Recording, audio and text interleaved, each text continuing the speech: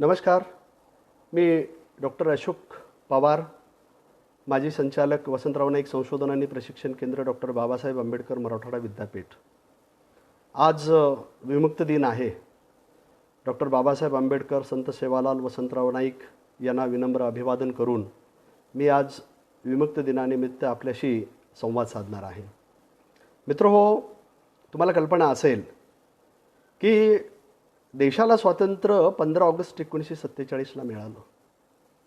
आणि विमुक्त जाती भटक्या जमातींना 5 वर्षानंतर 31 ऑगस्ट 1952ला स्वातंत्र्य मिळालं. याचा अर्थ या स्वतंत्र भारतामध्ये विमुक्त जाती भटक्या जमाती ब्रिटिशांनी लादलेल्या क्रिमिनल ट्राईब्स ॲक्ट, ज्याला गुन्हेगार जमात कायदा,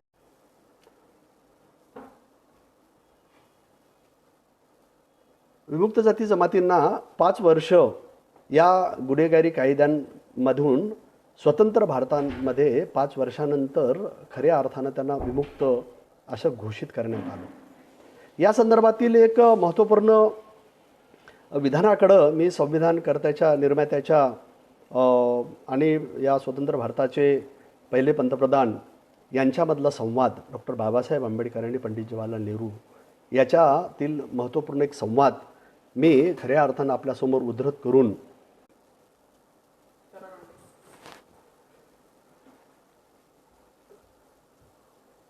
तांत्रिक कारणामुळं बिघाड झाल्यामुळं खऱ्या अर्थानं व्यत्यय झाला, त्याबद्दल दिलगिरी व्यक्त करतो. तर खऱ्या अर्थानं विमुक्त जाती भटक्या जमातीच्या संदर्भामध्ये डॉक्टर बाबासाहेब आंबेडकर, संविधानाचे निर्माते, आणि पंडित जवाहरलाल नेहरू, देशाचे स्वतंत्र भारताचे पहिले पंतप्रधान, याच्यातले संवाद माझ्या दृष्टिकोनातून फार महत्त्वाचा वाटतो. मी या ठिकाणी आपल्यासमोर ते उद्धृत करणार आहे. या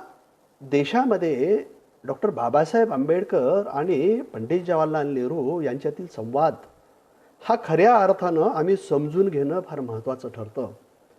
याचा अर्थ असा आहे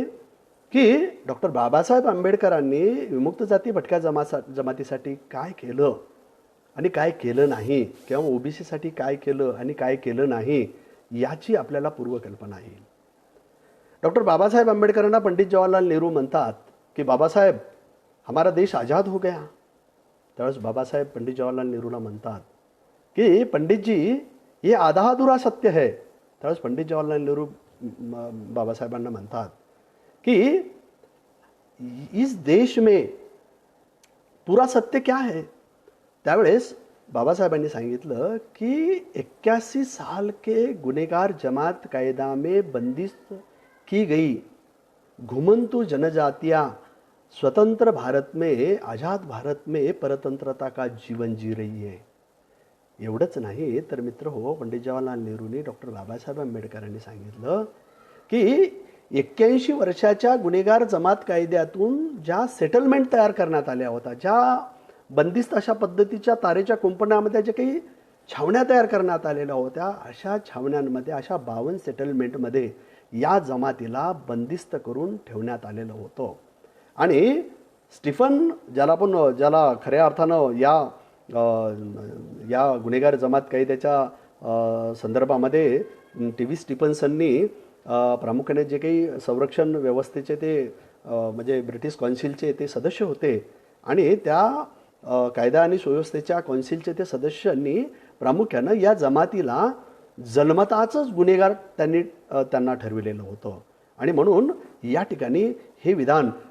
माझ्या दृष्टिकोनातून महत्त्वाचं आहे. आणि ह्या विधानाची दखल घेऊन पंडित जवाहरलाल नेहरूंनी प्रामुख्यानं महाराष्ट्रातील सोलापूर या ठिकाणी येऊन या विमुक्त जाती भटक्या जमातींना 31 ऑगस्ट 1952 साली, विमुक्त जाती भटक्या जमाती आता मुक्त झालेल्या आहेत, विमुक्त झालेल्या आहेत, अशा पद्धतीची एक तांत्रिक घोषणा, कागदोपत्रिका घोषणा त्यांनी केलेली आहे. आणि एवढंच नाही मित्रहो, की त्या क्रिमिनल ट्राईब्स ॲक्टमधून कागदोपत्री हा समाज 1952ला मुक्त झाला. याचा अर्थ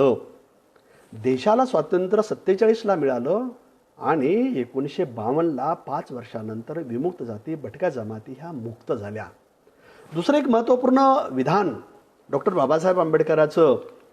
मी या ठिकाणी उद्धृत करणं मी माझं कर्तव्य समजतो आणि ते रायटिंग सायन्स स्पीचेसमधल्या 3rd व्हॅल्यूममध्ये प्रामुख्यानं पेज नंबर 91 आणि 92वर त्यांनी हे उद्धृत केलेलं फार महत्त्वाचं आहे की डॉक्टर बाबासाहेब आंबेडकर म्हणतात की विमुक्त जाती भटक्या जमातीच्या संदर्भामध्ये आणि आदिवासी जमातीच्या संदर्भामध्ये गुन्हेगार जमातीच्या संदर्भामध्ये डॉक्टर बाबासाहेब आंबेडकरांचं विधान आहे की आदिवासी जमाती आणि गुन्हेगारी जमाती यांना रानटी अवस्थेत ठेवण्यात आले. हिंदू धर्मातील प्रथा चालीरीतीमुळे या जमातींना आपले जीवनमान उंचावता आले नाही. त्यांना ज्ञानाची समृद्धी मिळवून देता आली नाही. या जमातीतील लोकांना गुन्हेगार, दरोडेखोर, चोरी करण्यापासून प्रामुख्यानं हिंदूंनी रोखले नाही. त्यांना चांगला सन्मार्ग दाखविला गेला नाही. कारण हिंदू धर्मात जातीचा स्पर्श हा विटाळ मानला जात असे. त्यामुळे अशा खालच्या जमातींना स्पर्शही केला जाणे हा विंटाळ या ठिकाणी मानला जायचा. त्यांना रानटी अवस्थेमध्ये ठेवण्यात आले. त्यामुळे अशा जमातीचा विकास हा खंडित झाल्याने स्वतंत्र भारतामध्ये अविकसित समाज उदयास आला. Writing science speeches 3rd volume page number 91-92. याचा अर्थ असा आहे की डॉक्टर बाबासाहेब आंबेडकरांनी विमुक्त जाती भटक्या जमातींना ट्राईब्स म्हटलेलं आहे. आणि एवढंच नाही तर त्यांना अब ओरिजिनल ट्राईब्स म्हटलेलं आहे. आज आम्ही त्याचा कम्युनिटीज वगैरे असा उल्लेख करत असतो. त्यामुळं डॉक्टर बाबासाहेब आंबेडकरांनी दुसरी एक महत्त्वाची भूमिका विमुक्त जाती भटक्या जमातीच्या संदर्भामध्ये घेतलेली ही सर्वश्रुत आहे आणि त्यासाठी त्यांनी राजीनामा देखील दिलेला आहे. आपल्याला माहीत आहे की केंद्राच्या सूचीमध्ये अनुसूचित जाती आणि अनुसूचित जमाती सोडून ज्या राज्याअंतर्गत संविधानाच्या 15 आणि 16(4) अंतर्गत स्टेट प्रोव्हिजनमध्ये ओबीसी आणि त्याचे उपगट भटक्या जमाती, विमुक्त जाती भटक्या जमाती यांचे उपप्रवर्ग करून देखील त्यांना संरक्षण देण्याची सवलत, संधी, सुविधा डॉक्टर बाबासाहेब आंबेडकरांनी संविधानामध्ये केलेली आहे. आणि त्यांनी सांगितलेलं होतं की तुम्हाला माहीत असेल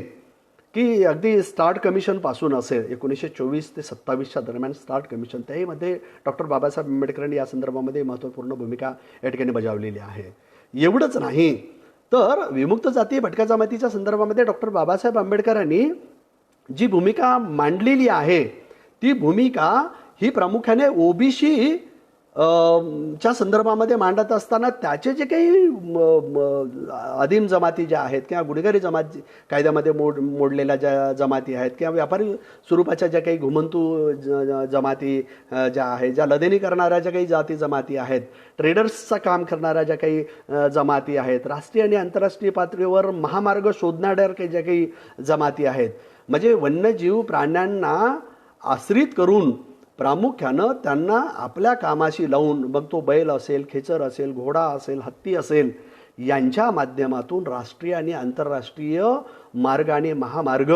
जे त्यांनी शोधून काढलेले आहेत त्याच मार्गावरून आजच्या घडीला राष्ट्रीय आणि आंतरराष्ट्रीय महामार्ग असल्याचे चित्र या ठिकाणी आपल्याला दिसतं. आणि म्हणून या ठिकाणी डॉक्टर बाबासाहेब आंबेडकरांनी संविधानाच्या निर्मितीमध्ये अशा पद्धतीने सांगितलेलं होतं की ओबीसीसाठी 340 कलम, 41 आणि 42 अनुसूचित जाती आणि जमातीसाठी त्यांनी संविधानामध्ये प्रामुख्याने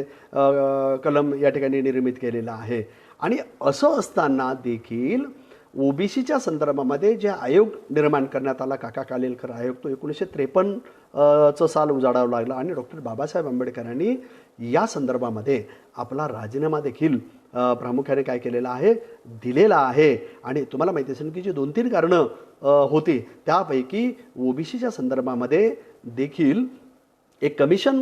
गठीत करण्यात यावं, ते कायमस्वरूपी कमिशन गठीत करण्यात यावं आणि कायमस्वरूपी कमिशन गठीत करून त्यांची आर्थिक परिस्थिती, सामाजिक परिस्थिती, सांस्कृतिक परिस्थिती, धार्मिक परिस्थिती, राहणीमानाचा दर्जा ह्या संबंध बाबीचा अभ्यास करून एक समग्र असा एक दस्तावेज तयार करून कायमस्वरूपी एक आयोग गठीत करण्यात यावा. परंतु तो आयोग गठीत करण्याला मुख्यतः टाळाटाळ करण्यात आली आणि ती टाळाटाळ थांबविण्यासाठी डॉक्टर बाबासाहेब आंबेडकरांनी आपल्या पक्षाच्या जाहीरनाम्यामध्ये प्रामुख्यानं ओबीसीसाठी स्वतंत्र राष्ट्रीय पातळीवरचा आयोग, संवैधानिक आयोग हे गठीत करण्याच्या संदर्भामध्ये प्रामुख्याने जाहीरनाम्याद्वारे सुचोवाच केलेला आहे. आणि एवढंच नाही मित्र हो, तर डॉक्टर बाबासाहेब आंबेडकरांच्या सोबतीला असणारे पंजाबराव देशमुख असतील, चिंतामणराव देशमुख असतील, वसंतराव नाईक असतील, किंवा त्या संदर्भामध्ये काम करणारी जी काही मंडळी होती त्या मंडळीच्या संदर्भामध्ये आपल्याला प्रामुख्यानं काही गोष्टीचा आपण जर हे केला, उल्लेख जर आपण केला, तर या ठिकाणी पंजाबराव देशमुखचं देखील फार महत्त्वाचं योगदान या दिशेनं आहे असं आपल्याला काय करता येतं, म्हणता येतं. आणि मग त्या दबावाचाच भाग म्हणून काका कालेलकर आयोग नेमण्यात आला आणि काका कालेलकर आयोगाने महत्त्वपूर्ण अभ्यास करून काही शिफारशी त्यांनी त्या ठिकाणी दिलेल्या होत्या. परंतु त्या दिलेल्या शिफारशीवरच प्रामुख्यानं त्या काका कालेलकर आयोगाचे अध्यक्षच हे प्रामुख्याने समाधानी नाहीत. त्या शिफारशीशी किंवा त्या आयोगाच्या सगळ्या दस्तऐवजाशी स्वतः अध्यक्षच हे प्रामुख्यानं सहमती दर्शवत नाहीत. अशा पद्धतीचं एक पत्र लिहून प्रामुख्यानं या आयोगाला प्रामुख्याने गुंडाळून ठेवण्यात आलं. दुसरं एक महत्त्वाचं भाग या ठिकाणी मला उद्धृत या ठिकाणी करणं मला फार महत्त्वाचं वाटतं की या विमुक्त जाती भटक्या जमातीच्या संदर्भामध्ये एका शायराने म्हटलेलं आहे. शायराने काय म्हटलेलं आहे, म्हणजे आम्हाला त्या विषयाचं गांभीर्य लक्षात येईल. म्हणजे विमुक्त जाती भटक्या जमातीच्या संदर्भामध्ये जी राष्ट्रीय आणि आंतरराष्ट्रीय पातळीवरची जी काही जी मानसिकता आहे किंवा एक शायराचं जे मत आहे ते उद्धृत केल्यानंतर आपल्याला लक्षात येईल की प्रमुखतः विमुक्त जाती भटक्या जमातीच्या संदर्भामध्ये काय वस्तुस्थिती आहे. शायर काय म्हणतो की कौम मेरी मरती रही, कौम मेरी मरती रही मुल्क के दुश्मनों से लड़ लड़ कर, कौम मेरी मरती रही मुल्क के दुश्मनों से लड़ लड़ कर, इधर चापलूस अमीर बन गए, इधर चापलूस अमीर बन गए, देशभक्त विमुक्त बन गए, इधर चापलूस अमीर बन गए, देशभक्त विमुक्त बन गए, खाना बदोश और गद्दारे वतन यहाँ के देखो वजीर बन गए, विमुक्त बन गए, खाना बदोश गद्दार यहाँ के देखो वजीर बन गए. याचा अर्थ या विमुक्त जाती भटक्या जमातींना टी.व्ही. स्टीफन्सननी प्रामुख्यानं जन्मताच गुन्हेगार ठरविलेलं होतं. म्हणजे पाळण्यातील बाळ देखील हा गुन्हेगारी जमात कायद्याच्या परिभाषेमध्ये मोडत होता. म्हणजे जन्मताच व्यक्ती हा गुन्हेगार असतो अशा पद्धतीचा अजब जावई शोध प्रामुख्यानं तत्कालीन त्या सरकारचे ब्रिटिश काउन्सिलचे संरक्षण व्यवस्थेचे सदस्य प्रामुख्याने टी.व्ही. स्टीफन्सननी या ठिकाणी लावण्याचा काय केलेला आहे, प्रयत्न केलेला. आणि तत्पूर्वी एक गोष्ट आपण लक्षात घेतली पाहिजे की हा विषय समजून घेत असताना आम्हाला विमुक्त जाती भटक्या जमाती ह्या खरोखरच जन्मजात गुन्हेगार होत्या का किंवा गुन्हेगार होत्या का, हा प्रश्न या ठिकाणी आपल्याला पडतो. म्हणजे आम्ही इतिहासामध्ये जर आम्ही डोकावून पाहिलं तर इतिहासाची पानं जर आम्ही उघडून जर आम्ही पाहिले तर संशोधनाच्या पातळीवर जर आम्ही या इतिहासाचं पुनर्लेखन करण्याचं जर आपण या ठिकाणी प्रयत्न केला तर या इतिहासाच्या पुनर्लेखनामध्ये प्रामुख्याने गेल्या 20 वर्षापासून मी आणि माझ्या सहकारी या संदर्भामध्ये आम्ही कार्य करत आलेलो आणि त्याच्या आता 10 व्हॉल्यूममध्ये नुकतंच आता काही कालावधीमध्ये त्याचं प्रकाशन होणार आहे. आम्ही इसवीसन पूर्व 472 पासून ते आस्थागायत म्हणजे साधारणतः 1734 पर्यंत, म्हणजे साधारणतः तुम्हाला माहीत असेल की मोगली इतिहास किंवा 1757 पर्यंत 1758 पर्यंत त्या इतिहासाचा संबंध आढावा 10 व्हॉल्यूममध्ये आम्ही घेतलेला आहे. तर प्राचीन काळी इंडस व्हॅली सिव्हिलायझेशनची ही अबओरिजिनल ट्राईब्स आहे. म्हणजे अगदी ब्रिटिश इतिहासकार असतील, फ्रेंच असतील, डच असतील, पोर्तुगीज असतील, स्पॅनिश असतील, स्कॉटिश असतील, चीनी प्रवासी असतील, म्हणजे शतकनिहाय या सगळ्या गोष्टीचा इतिहास जर आम्ही काढला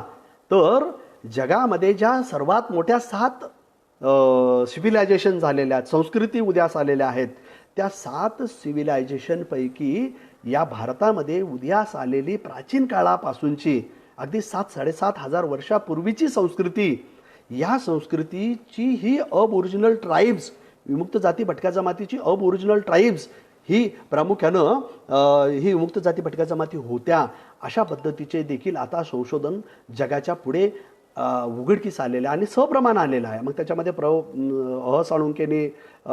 केलेले विधान असेल, प्र. देशमुखनी केलेला शोध असेल किंवा वेगवेगळ्या इतिहासकारांनी आपल्या नोंदीमध्ये त्यांची वेशभूषा असेल, केशभूषा असेल, एकंदरीत त्यांचं व्यापार पद्धतीचं जीवनमान असेल किंवा त्यांच्या सगळ्या एकंदरीत लोकगीतं असतील, ह्या सगळ्यांचं संकलन केल्यानंतर आपल्याला असं लक्षात येतं की या सिंधू संस्कृतीच्या सर्वात मोठ्या नागरी संस्कृतीची अबोरिजिनल ट्राईब्स ह्या प्रामुख्याने विमुक्त जाती भटक्या जमाती होत्या. आणि अलीकडच्या काळामध्ये जे संशोधन झालेलं आहे, मग ते राखीगडीचं संशोधन असेल, मोंजोदोरोचं असेल, हरप्पाचं असेल किंवा सप्तसिंधूच्या खोऱ्यामध्ये जे संशोधन अलीकडच्या काळामध्ये उदयास आलेले आहे, त्या संशोधनामध्ये देखील आता हे सिद्ध झालेलं आहे की एक उदाहरण म्हणून ज्याला आपण पन्नी ज्याला आपण म्हणत असतो, पन्नी ज्याला अही आणि आपण पन्नी अशा पद्धतीच्या जमाती ज्याला आपण म्हणत असतो, ती पन्नी जमात, बंजारा जमात, सारतवाक नंतरच्या बुद्धाच्या काळामध्ये असलेली सारतवाक ही जमात ही प्रामुख्यानं या इंडस व्हॅली सिव्हिलायझेशनची अबोरिजिनल ट्राईब्स होती असं आपल्याला या ठिकाणी म्हणता येतं. आता प्रश्न असा पडतो की अशा चरमोत्कर्षाला विकासाच्या एका नागरी अवस्थेला पोचलेल्या या संस्कृतीतील जमाती ह्या प्रामुख्याने यांनी घुमंतूचं जीवन का धारण केलं? तर त्याचं कारण असं आहे की 5-5.5 हजार वर्षापूर्वी,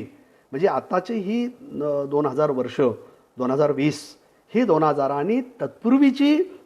5000 म्हणजे 7000 वर्षापूर्वी ही इंडस व्हॅली सिव्हिलायझेशनचं आम्हाला कालावधी जर आम्हाला सांगायचं असेल तर या 7000 वर्षापूर्वीच्या इंडस व्हॅली सिव्हिलायझेशनमध्ये ज्या सप्त सिंधूची जी खोरे होते, ज्या नद्यांचा जो प्रदेश होता, त्या ठिकाणी खऱ्या अर्थानं जलप्रलय झाला आणि जलप्रलयामध्ये या संस्कृतीचा विनाश झाला, डूम झाला, लय झाला, पतन झालं. आणि एक वेळेस नाही, 2 वेळेस नाही, 3 वेळेस नाही, तर वारंवार 7 वेळेस या अबोरिजिनल ट्राईब्सनी या इंडस व्हॅली सिव्हिलायझेशनचं पुनर्निर्माण केलेलं आहे, पुनर्सृजन केलेलं आहे. मग पुनर्सर्जन केल्यानंतर 1 वेळेस, 2 वेळेस आणि 7 वेळेस याचा पुनर्निर्माण करत असताना ती वारंवार नद्याच्या प्रलयांमुळं प्रामुख्याने याचा विनाश झाल्याचा इतिहास आता जगासमोर पुढे आलेला आहे. आणि म्हणून त्या प्रकृतीपूजक, निसर्गपूजक, नागपूजक, सूर्यपूजक आणि म्हणजे ज्याला आपण वृषभपूजक ज्याला आपण म्हणत असतो किंवा ज्याला आपण ज्या बैलांवर किंवा याच्यावर लदनी करणारा जो गोर बंजारा समाज आहे, तर या सर्व प्रकृतीपूजक समाज अगदी 7000 वर्षापूर्वी या प्रकृतीला या उघड्या नजरेनं पाहणारा हा समाज त्यांनी असं ठरविलं की प्रकृतीलाच हे मान्य नाही की आम्ही स्थायी जीवन जगावं, म्हणून त्यांनी प्रामुख्याने घुमंतू जीवन जगल्याचा इतिहास आपल्याला या ठिकाणी दिसतो. एवढंच नाही मित्र हो, तर इंडस व्हॅली सिव्हिलायझेशनमध्ये सिंधू नदीच्या खोऱ्यातून जगाच्या पाठीवर विविध रोम आणि इतर मेसोपोटेमियन संस्कृती असेल किंवा रोमन साम्राज्य असेल किंवा इराण असेल, इराक असेल किंवा जगातल्या ज्या काही वेगवेगळ्या संस्कृत्या आहेत, त्या संस्कृतीशी या जमातीचा व्यापार हा होता. आणि तो व्यापार प्रामुख्यानं अगदी रेल्वेच्या उदयापर्यंत तो व्यापार हा होता. हे आता शतकनिहाय आता अलीकडच्या काळामध्ये काय झालेलं आहे, उघड झालेलं आहे. म्हणून विमुक्त दिन साजरा करत असताना आम्हाला विमुक्त जाती भटक्या जमातीचा स्वर्णिम इतिहास जोपर्यंत आम्ही सांगणार नाही, जोपर्यंत आम्ही उजेडात आणणार नाही, त्याचं उद्धृतीकरण करणार नाही, त्याचं ज्ञान आम्ही आत्मसात करणार नाही, त्याचं वितरण करणार नाही, त्याचा आम्ही परामर्श घेणार नाही, जोपर्यंत आम्ही संवाद साधणार नाही, तोपर्यंत ह्या खऱ्या अर्थानं इंडस व्हॅली सिव्हिलायझेशनच्या या अबोरिजिनल ट्राईब्स ह्या जन्मताच गुन्हेगार होत्या का, गुन्हेगार प्रवृत्तीच्या होत्या का, याचा आम्हाला शोध आणि बोध घ्यायला काय मिळत असतो, वाव मिळत असतो. आणि म्हणून खऱ्या अर्थानं आम्हाला या सगळ्या गोष्टीचं काय करावं लागेल, आम्हाला चिंतन आणि मनन या ठिकाणी काय करावं लागेल, या ठिकाणी करावं लागेल. आणि मग हे चिंतन मनन करत असताना खऱ्या अर्थानं आम्हाला एक गोष्ट लक्षात घेणं फार गरजेचं आहे. म्हणजे आम्ही शतकन्याय जर आम्ही इतिहास या ठिकाणी पाहण्याचा जर आम्ही प्रयत्न केला तर इंडस व्हॅली सिव्हिलायझेशन नंतर खऱ्या अर्थानं या ठिकाणी आम्हाला दिसतं की बुद्धाच्या काळामध्ये जर आम्ही आलो तर गौतम बुद्धाच्या काळामध्ये या ठिकाणी अनाथपिंडक हा गोरबंजारा होता, सारतवाक होता. हे आता अलीकडे सिद्ध झालेलं आहे. म्हणजे वेगवेगळ्या बौद्ध इतिहासकारांनी असतील किंवा वेगवेगळ्या प्राचीन इतिहासकारांनी असतील किंवा अर्वाचीन इतिहासकारांनी असतील किंवा मध्यकालीन इतिहासकारांनी असतील किंवा आधुनिक इतिहासकारांनी असतील, त्या इतिहासकारांनी ह्या गोष्टीला वारंवार दुजोरा दिलेला आहे की खऱ्या अर्थानं बुद्ध काळामध्ये अनाथपिंडक नावाचा व्यापारी सारतवाहक यांनी श्रावस्तीची जी निर्मिती केली तर 80 कोटी मोहरा त्यावेळेस त्यांनी गौतम बुद्धाला त्याच्या विचारांना नतमस्तक होऊन प्रामुख्यानं काय केलेलं आहे, आपला सगळा खजाना काय केलेला आहे, सगळं स्वर्णमुर्दा काय केलेला आहे, त्या विचाराला याला काय केलेलं त्यांनी वाहिलेलं आहे. असं असताना देखील त्या व्यापारी जमाती त्याच काळामध्ये जर आम्ही म्हणालो तर तपस्वी आणि भिल्लक हे असे व्यापारी होते, असे पद्धतीचे सार्थवाक होते. म्हणजे बुद्ध काळामध्ये एकूण 5 सार्थवाक होते. त्या 5 सार्थवाकापैकी 3 सार्थवाक हे गोरबंजारा होते. हे आता सिद्ध झालेलं आहे. आणि मग या 3 सार्थवाकापैकी खऱ्या अर्थानं अनाथपिंडक ज्याला आपण म्हणत असतो एवढंच नाही तर तपस्वी आणि भिल्लक यांची भेट झाली आणि दर्शन झालं आणि त्यांनी त्यांचा विचार 80चा जो विचार आहे तो त्यांना पटला. आणि ह्या व्यापार करणाऱ्या ज्या जमाती आहेत या जमातींनी बुद्धांचं ज्या ठिकाणी त्यांना आत्मज्ञान प्राप्त झालेलं होतं त्या ठिकाणी त्यांचा व्यापार करत असताना भेट झाली आणि तो विचार त्यांनी ऐकून घेतला. सुरुवातीला जैन पंथीयांच्या जोडप्यांनी तो विचार प्रामुख्याने ऐकलं आणि त्याचे खऱ्या अर्थाने त्यांनी टिंगळटवाडी करून नंतर सोडून दिलं ते. परंतु तपस्वी आणि भिल्लकनी या गोष्टीला प्रामुख्यानं मानलं आणि तो विचार हा जगाला काय करू शकतो, तारू शकतो. कारण तुम्हाला माहिती असेल की प्राचीन काळापासून आत्तापर्यंत अत्यंत मोठा रक्तरंजित अशा पद्धतीचा इतिहास आहे. म्हणजे बुद्ध तत्वज्ञान सत्य, अहिंसा, अपरिग्रह, अस्तेय, पंचशील, अष्टांग ह्या सगळ्या गोष्टीचा जो उदय झालेला आहे तर ह्या जगाच्या गरजेपोटी झालेल्या म्हणजे नेसेसिटीज मदर ऑफ इन्व्हेन्शन असं जर आपण म्हणू तर ह्या सगळ्या विचाराचा जो उद्गम झालेला आहे तो गरजेपोटी झालेला आहे. आणि याचा इतिहासाचा सगळ्यात मोठा साक्षीदार म्हणजे जगाला जे बौद्ध तत्वज्ञान आम्हाला या ठिकाणी प्राप्त झालेलं आहे किंवा जे आम्हाला पंचशील, अष्टांग किंवा अहिंसा, अपरिग्रह असते हे जे विचार आम्हाला जे प्राप्त झालेला आहे. कारण जगामध्ये तुम्हाला माहिती असेल की एक टोळी दुसऱ्या टोळीवर युद्ध करायची, एक टोळी दुसऱ्या टोळीवर आक्रमण करायची, त्याला लुटायची, एक राजा दुसऱ्या राजावर आक्रमण करायचा, त्याला लुटायचा, एक देशातली आक्रमणकार्या टोळ्या, हिंसक टोळ्या ह्या दुसऱ्या देशावर जाऊन त्याच्यावर आक्रमण करायचा. आणि अशा रक्तरंजित इतिहास हा प्राचीन काळापासून आजतागायत आपल्याला काय दिसतो म्हणजे दिसून येतो. आणि मग अशा रक्तरंजित इतिहासातून बाहेर पडण्यासाठी गौतम बुद्धांनी प्रामुख्यानं एक शेवटचा विचार ज्याला आपण म्हणत असतो, ज्याला धम्मपदामध्ये आम्ही ह्या गोष्टीचा मी धम्मपदाची त्या संदर्भामध्ये एक दीर्घ प्रस्तावना विकार राजवाडेनं तर मी केलेली आहे. कृष्ण साळवे नावाच्या एका बौद्ध प्रचारकांनी त्या संदर्भामध्ये माझी प्रस्तावना त्यांनी घेतलेली आहे आणि त्यामध्ये मी या तपस्वी आणि भिल्लकचं या ठिकाणी उल्लेख केलेला आहे. म्हणजे तपस्वी आणि भिल्लक हे व्यापारी होते, सार्थवाक होते आणि व्यापार करत असताना आपल्या व्यापारातील जो काही महत्त्वपूर्ण जो वाटा आहे, देशातील दुष्काळ असतील, रोगराई असतील, दान धर्म करून प्रामुख्यानं हा समाज, ही व्यक्ती प्रामुख्याने आपला उदरनिर्वाह आणि आपला व्यापार देश विदेशामध्ये काय करायचे. अशा वेळी तो विचार त्यांना पटला आणि तो विचाराला नतमस्तक होऊन त्यांनी जगातला सगळ्यात मोठा पायगोडा ज्याला यंगूनचा ब्रह्मदेशातला यंगूनचा सगळ्यातला स्वर्णिम अशा पद्धतीचा पायगोडा जो जगात सर्वात मोठा आहे तो यंगूनचा पायगोडा आपलं सगळं संपत्ती त्याच्यावर प्रामुख्याने नौछावर करून त्यांनी खऱ्या अर्थाने यंगूनचा पायगोडा हा उभा केलेला आहे. आणि एवढंच नाही तर या व्यापाऱ्यांनी देश विदेशामध्ये जे काही चांगली कामं केलेली होती ते चांगली कामं करत असताना जगभरामध्ये वेगवेगळ्या 8 देशामध्ये त्याचा प्रचार आणि प्रसार करत असताना त्यांनी प्रामुख्यानं जगातल्या 7 वेगवेगळ्या राजा महाराजांची व्यापारी घुमंतू रियासतांची मदत घेऊन यंगूनचा पायगोडा हा काय केलेला आहे, उभा केलेला आहे. आणि म्हणून या ठिकाणी आपल्याला असं दिसतं की प्राचीन काळापासून मध्ययुगीन काळापासून अलीकडच्या काळापर्यंत ह्या विमुक्त जाती भटक्या जमाती ह्या काही गुन्हेगारी जमाती नव्हत्या. आणि त्याच्या मुळामध्ये जर आम्ही अलीकडच्या काळामध्ये जर आम्ही पाहण्याचा जर आपण या ठिकाणी प्रयत्न केला तर तुम्हाला माहिती असेल की शक असेल, हून असेल, डच असेल, पोर्तुगीज असेल, अशा वेगवेगळे आक्रमणकारी नी प्रामुख्याने या देशांवर काय केलेलं आक्रमण केलेलं आहे. आता असा एक प्रश्न पडत असतो की या भारताचा जागतिक पातळीवर प्राचीन कालावधीमध्ये काय स्थान होतं. म्हणजे अलीकडच्या काळामध्ये आम्ही जे संशोधन अलीकडच्या काळामध्ये जर आम्ही जे केलेलं आहे त्याच्यामध्ये ही बाब लक्षात आलेली आहे की इसवी सनाच्या पहिल्या शतकांमध्ये अगदी जीसस ख्राइस्टच्या त्या जन्मापासून आम्ही तिथून जरी सुरुवात केली किंवा त्याच्या पूर्वीपासून जरी आम्ही सुरुवात केली तर इसवी सनाच्या पहिल्या ते 3ऱ्या 4थ्या शतकांपर्यंत या देशाचा GDPतला वाटा, स्थूल देशांतर्गतला जगाशी चालणारा व्यापारातील वाटा हा प्रामुख्याने 31% होता. आणि तो 1700 पर्यंत म्हणजे 17व्या शतकांच्या अखेरपर्यंत तो वाटा प्रामुख्यानं 33% होता. आणि या 33 आणि 31% प्रामुख्यानं या घुमंतू व्यापारी करणाऱ्या, ट्रेडिंगमध्ये काम करणाऱ्या या जाती जमातीच्या जंगलांमध्ये रस्ता काढून प्रामुख्याने ह्या व्यापार करणाऱ्या जमातीचा त्या 31 आणि 33% वाट्यामध्ये प्रामुख्याने 24% आणि 26% एवढा GDPमध्ये व्यापारामध्ये हा वाटा होता. जर असं असेल तर विमुक्त जाती, भटक्या जमाती ह्या जन्मजातच गुन्हेगार होत्या का गुन्हेगार प्रवृत्तीचा होत्या असं आपल्याला म्हणता येणार नाही. जर आम्ही थोडंसं पुढे जाऊन आम्ही जर हे थोडंसं आम्ही संशोधनाच्या पातळीवर जाऊन आम्ही अभ्यास करण्याचा जर प्रयत्न केला, म्हणजे जगाच्या पातळीवर जर प्रमुख आम्ही 200 इतिहासकारांच्या टिपणं जर आम्ही काढली तर त्या 200 इतिहासकारापैकी पहिले 100 इतिहासकार, पहिले 50 इतिहासकार आणि पहिले 10 इतिहासकार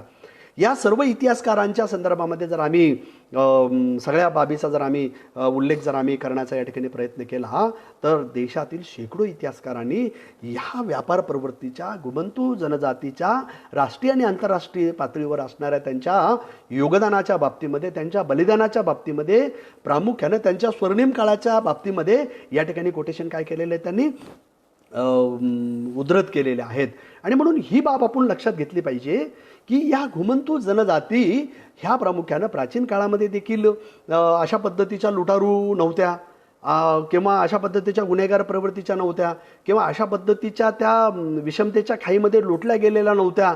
म्हणजे या ठिकाणी आम्ही हे लक्षात घेतलं पाहिजे की मोठमोठे नगरनिर्माणाचं काम असेल, मोठमोठे बंदरांचं काम असेल, मोठमोठ्या इमारतीचं काम असेल, मोठमोठ्या जलमार्गाचं काम असेल, होडी निर्माणाचं काम असेल किंवा मोठमोठी रियासतेच्या उभारणीमध्ये काम असेल, मोठमोठ्या राजा महाराजांना रसद पुरविण्याच्या कामी असेल, मग मसाला असतील, खाद्यपदार्थ असतील किंवा जीवनावश्यक असणाऱ्या सर्व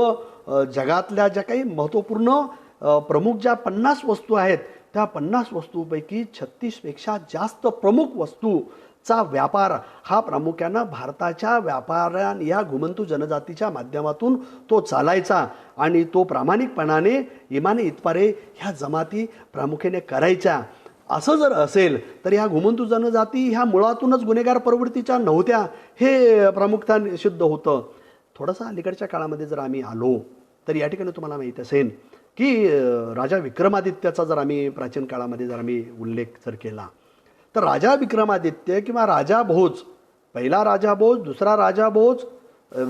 विक्रमादित्य, अनेक प्रकारचे विक्रमादित्य या ठिकाणी आपल्याला दिसतात. परंतु विक्रमादित्याच्या पूर्वी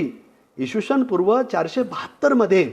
त्यांचा पूर्वज संतला पवार आणि संतला पवारचा पूर्वज हा प्रामुख्याने धुमराज याच्याही कालावधीचा जर आम्ही या ठिकाणी उल्लेख जर केला तर ह्या राजा विक्रमादित्य देखील घुमंतू जनजातीतला अबोरिजिनल ट्राईब्सपैकी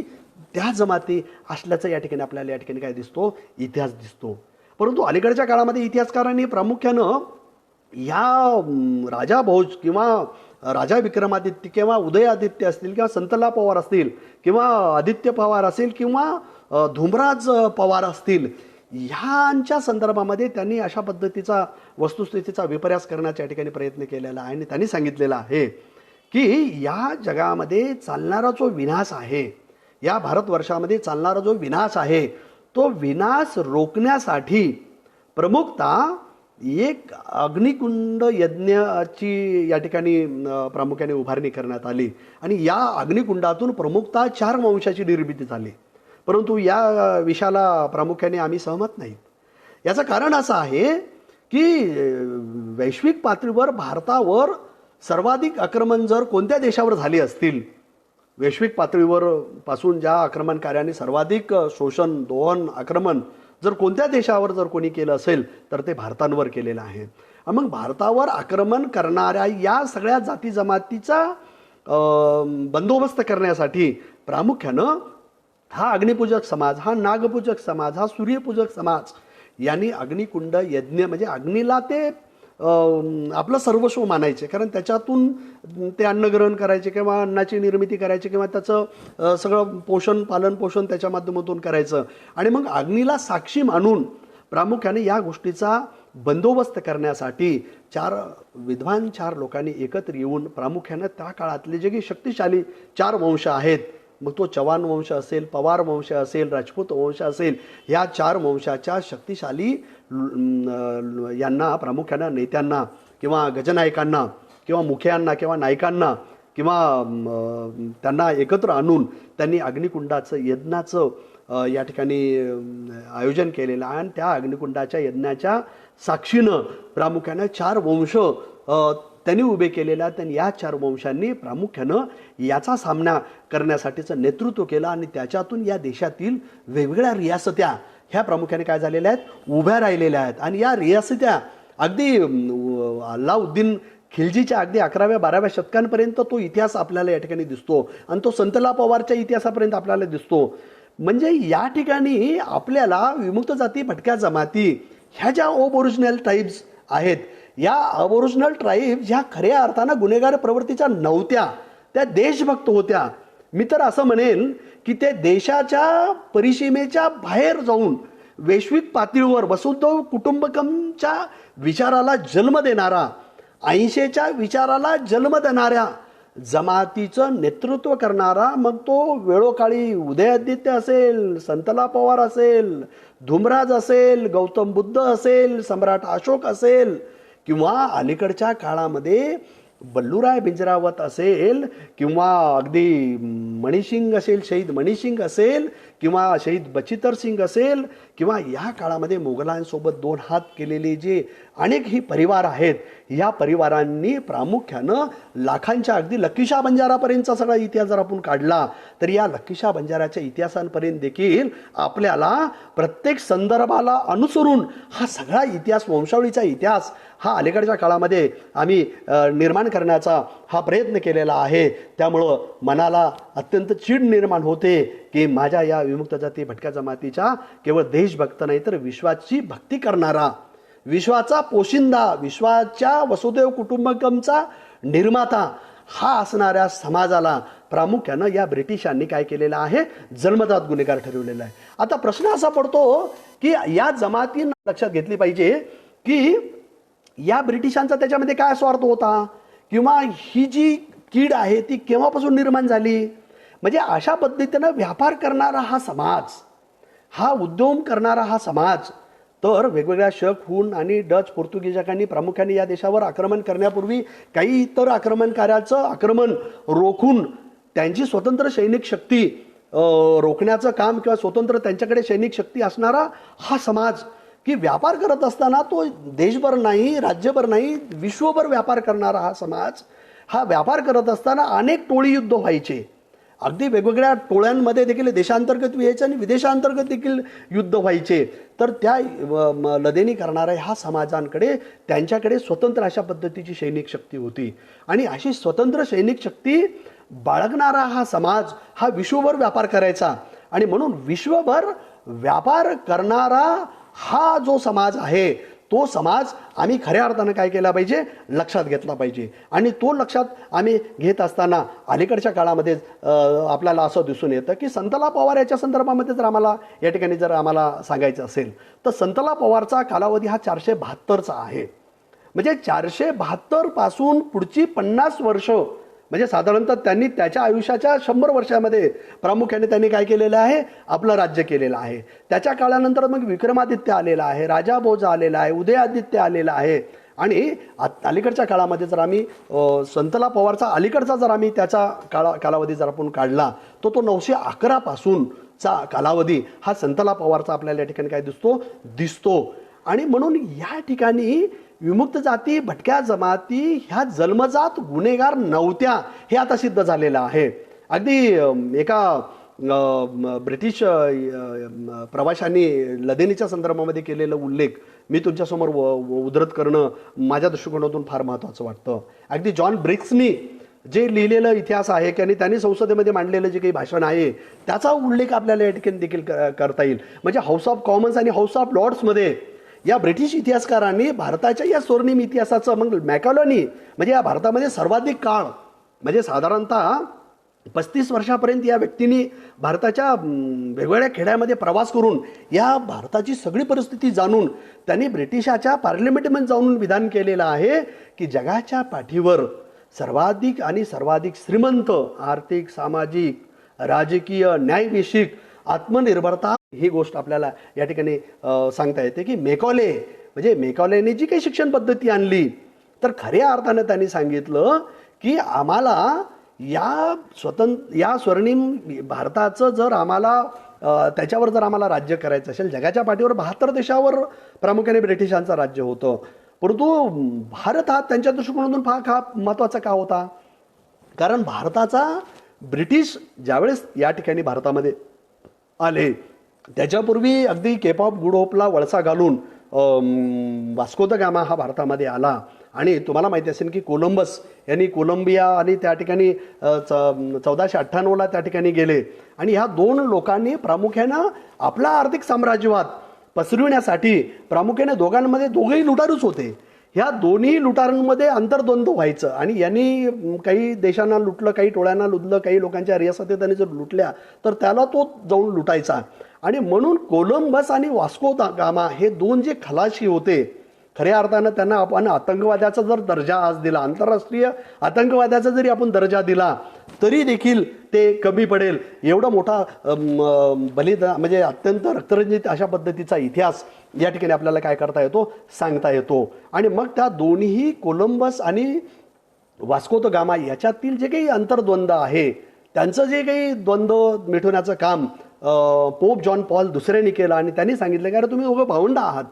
तुम्ही असं भांडणं का करताय, तर तुम्ही असं करा की तुम्ही अमेरिकेकडे जा आणि तुम्ही भारताकडे पूर्वेकडे जा, कारण दोन्हीकडेच आता तुमच्याकडे काय आहे, संपत्तीचा ओघ आहे. कारण तुम्हाला माहीत असेल मित्र हो की म्हणजे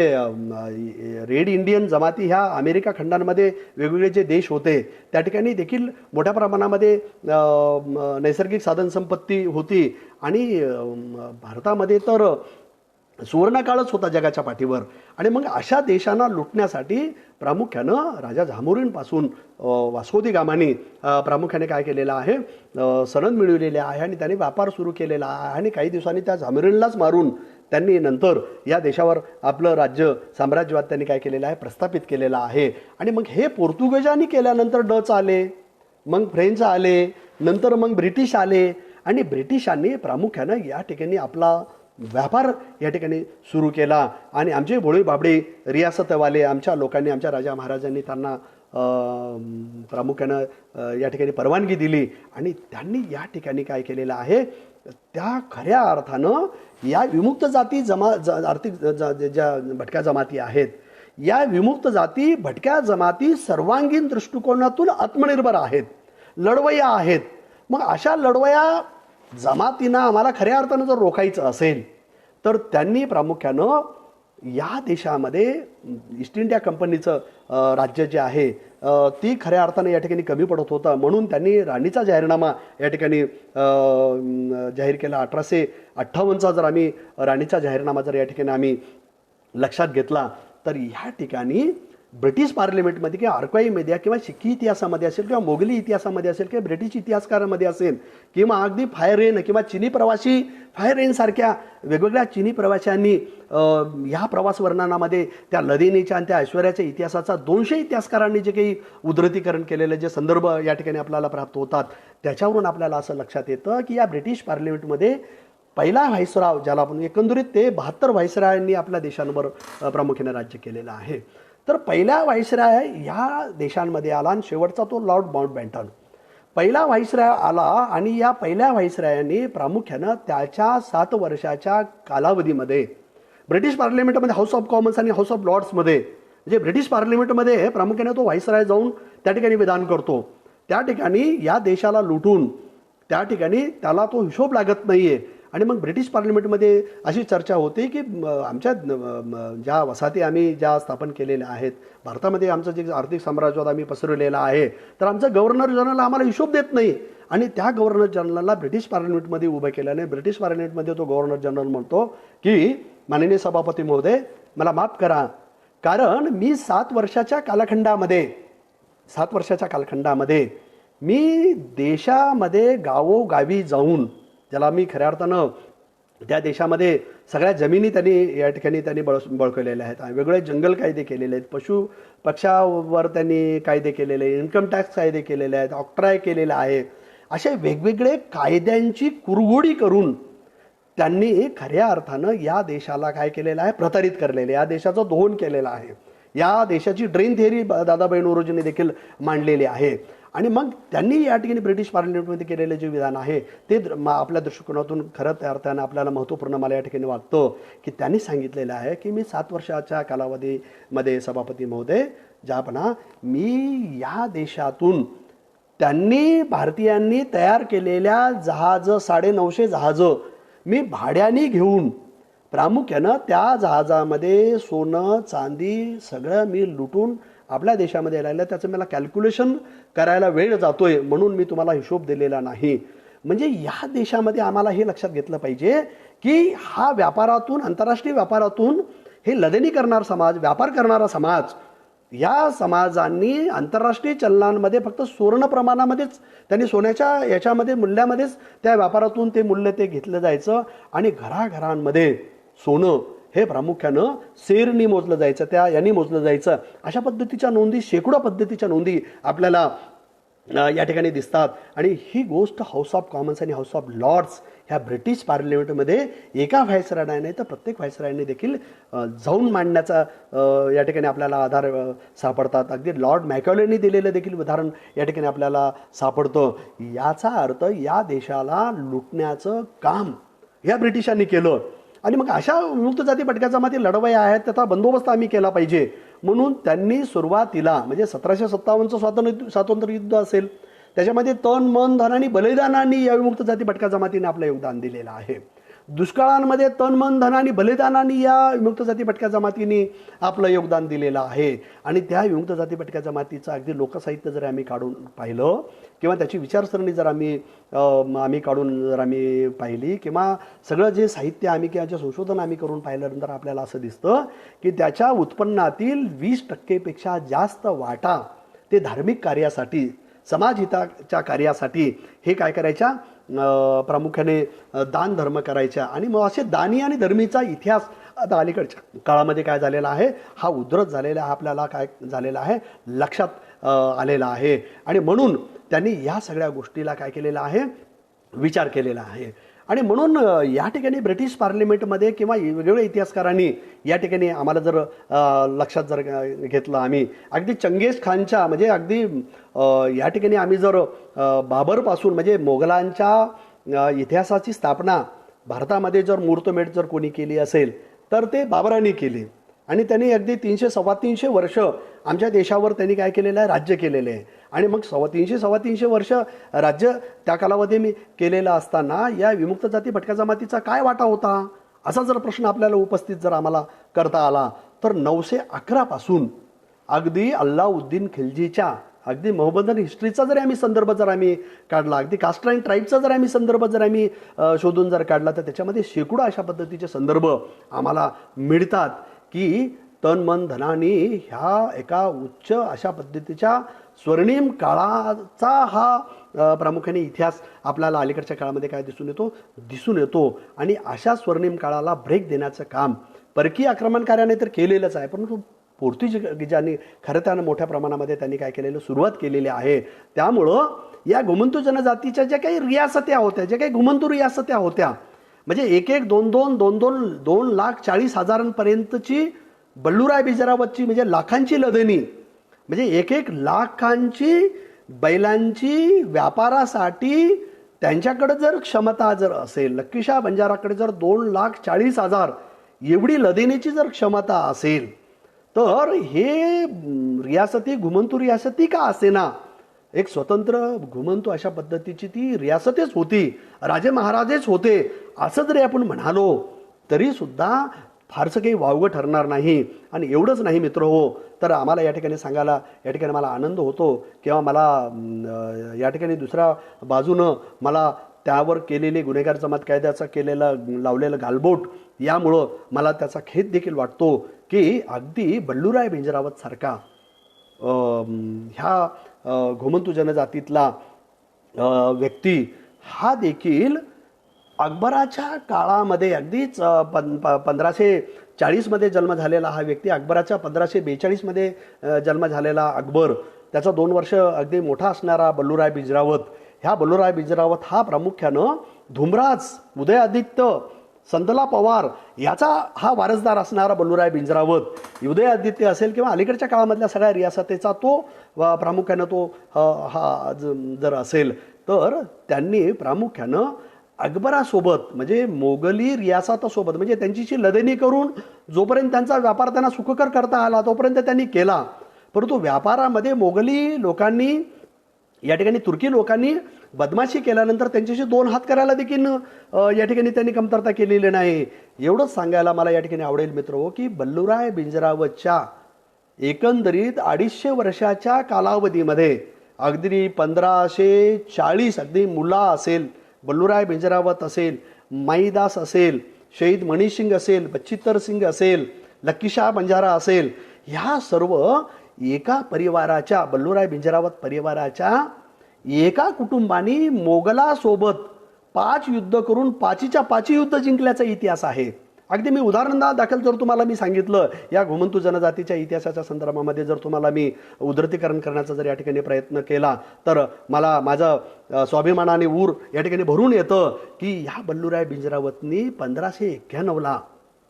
या ठिकाणी सतलज नदीच्या किनाऱ्यावर या ठिकाणी तुम्हाला माहिती असेल की मिर्झा मीर अगदी ज्या ठिकाणी अकबराचा जो सेनापती होता त्या सेनापतीचा खात्मा देखील त्यांनी केलेला आहे. म्हणजे 1592ला दुसरं युद्ध त्यांचं झालं. अगदी सांबर झीलवर त्यांचं दुसरं युद्ध झालेलं आहे राजस्थानच्या मेवाड रियासतमध्ये. सांबर झीलमध्ये देखील 1592ला त्यांनी दुसरं युद्ध या ठिकाणी केलेलं आहे आणि मेहरम खान या अकबराच्या सेनापतीचा त्यांनी खात्मा केलेला आहे. आणि या ठिकाणी तिसरं युद्ध त्या ठिकाणी होणार होतं. त्या तिसऱ्या युद्धाला रोखण्याचं काम या ठिकाणी या घुमंतू जनजाती या बिंझा परिवार म्हणजे घुमंतू परिवारातील मल्लुकीदास बंजारा जी खऱ्या अर्थानं बल्लूराय बिंजरावतची मुलगी होती, माईदासांची बहीण होती आणि शहीद मणिसिंगची ही फुफी होती. ज्या शहीद मणिसिंगांनी शिकी इतिहासांमध्ये तुम्हाला माहिती असेल की त्या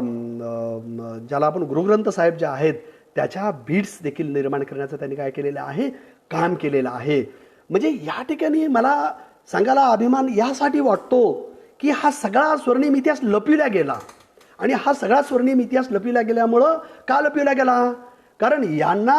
यांचा स्वर्णिम इतिहास जर पुढे आणला असता तर या जमातीनं गुन्हेगार जमाती आम्हाला ठरविता आलं असतं का, ठरविता आलं नसतं. आणि म्हणून या जमातीला मूलतः त्या गुन्हेगार नव्हत्या तरी गुन्हेगारीचं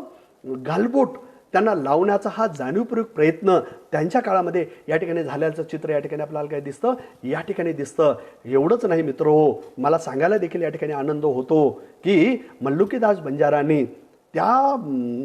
जगातल्या 20 व्यापाऱ्यांना, जगातल्या लदेनी करणाऱ्या व्यापाऱ्यांना एकत्र करून अकबराच्या दरबारामध्ये त्यांनी काय केलेलं आहे, ठाण मांडलेला आहे आणि त्याला वडिलाचा त्याने दर्जा देऊन त्या ठिकाणी अकबराशी देखील वाक युद्धामध्ये त्यांनी प्रामुख्यानं अकबराला, ज्या अकबराने मल्लुकीदासच्या सौंदर्याला तो भुळून त्यांनी प्रामुख्यानं मल्लुकीदास बंजाराशी लग्न करण्याचं देखील मागणी या ठिकाणी केल्याचं चित्र इतिहास आमच्यासमोर दिसतो. आणि मल्लुकीदास बंजारांनी कूटनीतीच्या पद्धतीनं, वाक्चातुर्याच्या पद्धतीनं जगातल्या सगळ्या व्यापाऱ्यांना एकत्र करून मोगली रियासतांना व्यापाराच्या पातळीवर, अगदी खुफिया माहितीच्या पातळीवर, रस्त्यांच्या पातळीवर किंवा जे काही रस्ते महामार्ग आहेत त्या सगळ्या बाबीची जाणीव करून देऊन अकबराला देखील अकबरांकडून बेटीचा दर्जा देखील या ठिकाणी त्यांनी काय केलेला आहे, प्राप्त केलेला आहे. आणि अकबरांनी त्याला बेटीचा दर्जा देऊन या ठिकाणी त्याला खऱ्या अर्थानं ताम्रपट भेट देऊन हिंदये रत्न म्हणजे मोगली काळातील सर्वोच्च पुरस्कार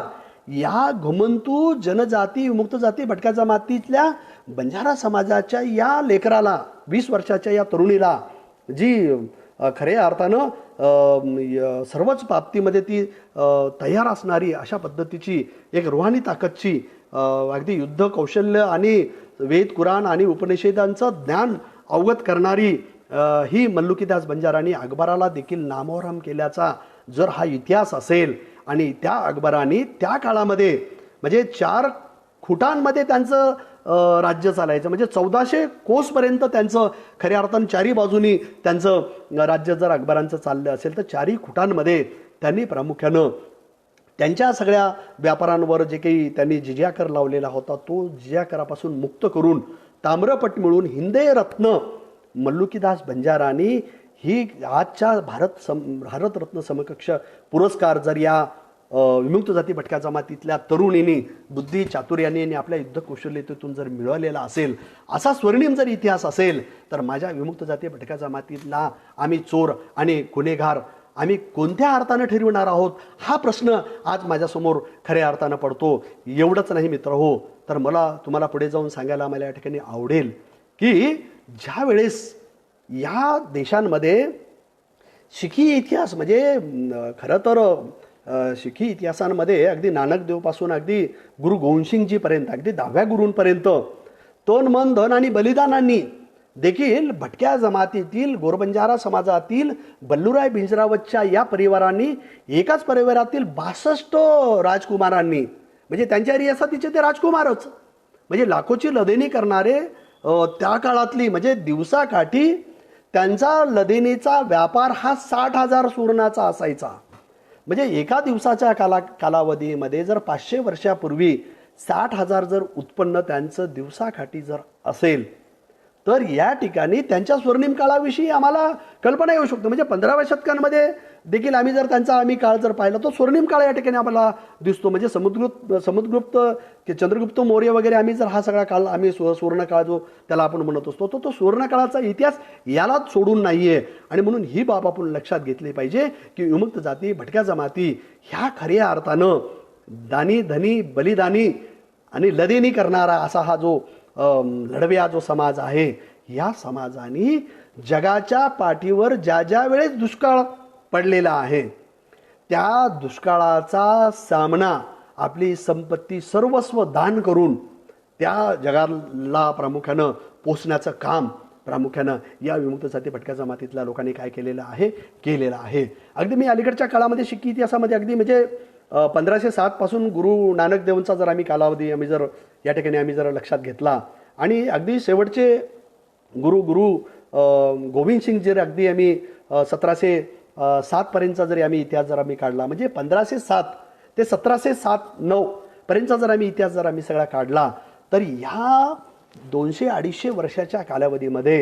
या लोकांनी या भटक्या जमातीतील लोकांनी ज्या गुरु नानक देवांनी या सगळ्या परकीय आक्रमणापासून स्वतःचा बचाव करण्यासाठी रोखण्यासाठी अनेक जाती जमातीतील लोकांना एकत्र आणून त्यांनी जी वज्रमूठ त्या ठिकाणी बांधलेली आहे आणि गुरुग्रंथ साहेबालाच त्यांनी गुरु मानलेला आहे. आणि म्हणून या ठिकाणी अनेक जाती धर्मातल्या अगदी त्या जाती जमातीमध्ये चामार जातीतील देखील त्या ठिकाणी आम्हाला पंचप्यारे या ठिकाणी आपल्याला दिसून येतात. अगदी गुरु गोविंदसिंगांनी जर आम्ही जर इतिहास त्याच्यामध्ये जर आम्ही काढला म्हणजे या पंचप्यारांचा आदेश हा गुरुला देखील बंधनकारक असायचा. त्या पंचप्यारापैकी नांदेडपासून निघालेले जे पंचप्यारे आहेत त्यापैकी पहिले 4 पंचप्यारे हे गोर बंजारा होते. हे आता अलीकडच्या काळामध्ये उघड झालेलं आहे. आणि मग असं जर असेल तर अगदी फक्त विनोद सिंग हा जर आम्ही सांगितला तर गुरु अंगद देवच्या पूर्वजाचा तो वारसदार होता. म्हणजे विनोद सिंग जर सोडला तर विमुक्त जाती भटक्या जमातीतील शिकी इतिहासामध्ये पहिले पंचप्यारे ज्यांनी खालसा धर्माची म्हणजे खालसा पंथाची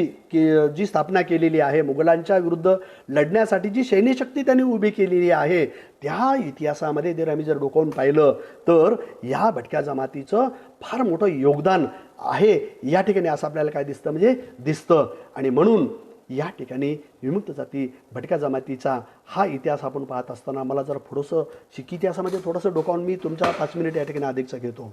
या ठिकाणी आम्हाला असं दिसतं की गुरु गोविंदसिंगजीचा प्रामुख्याने पंचप्यारे नेमले आणि हे पंचप्यारे अगदी बऱ्हाणपूर मध्य प्रदेश पासून अगदी पंजाब आणि अगदी लोहगडच्या इतिहासांपर्यंत ते गेलेले आहेत. त्या कालावधीमध्ये या पंचप्याऱ्यांमध्ये 4 पंचप्यारे घुमंतू जनजातीतली गुरु गोविंद सिंगजींनी का नेमलेले आहेत. त्याचं कारण असं आहे की या घुमंतू जनजातीमधील व्यापारी आणि ट्रेडर जमाती होत्या.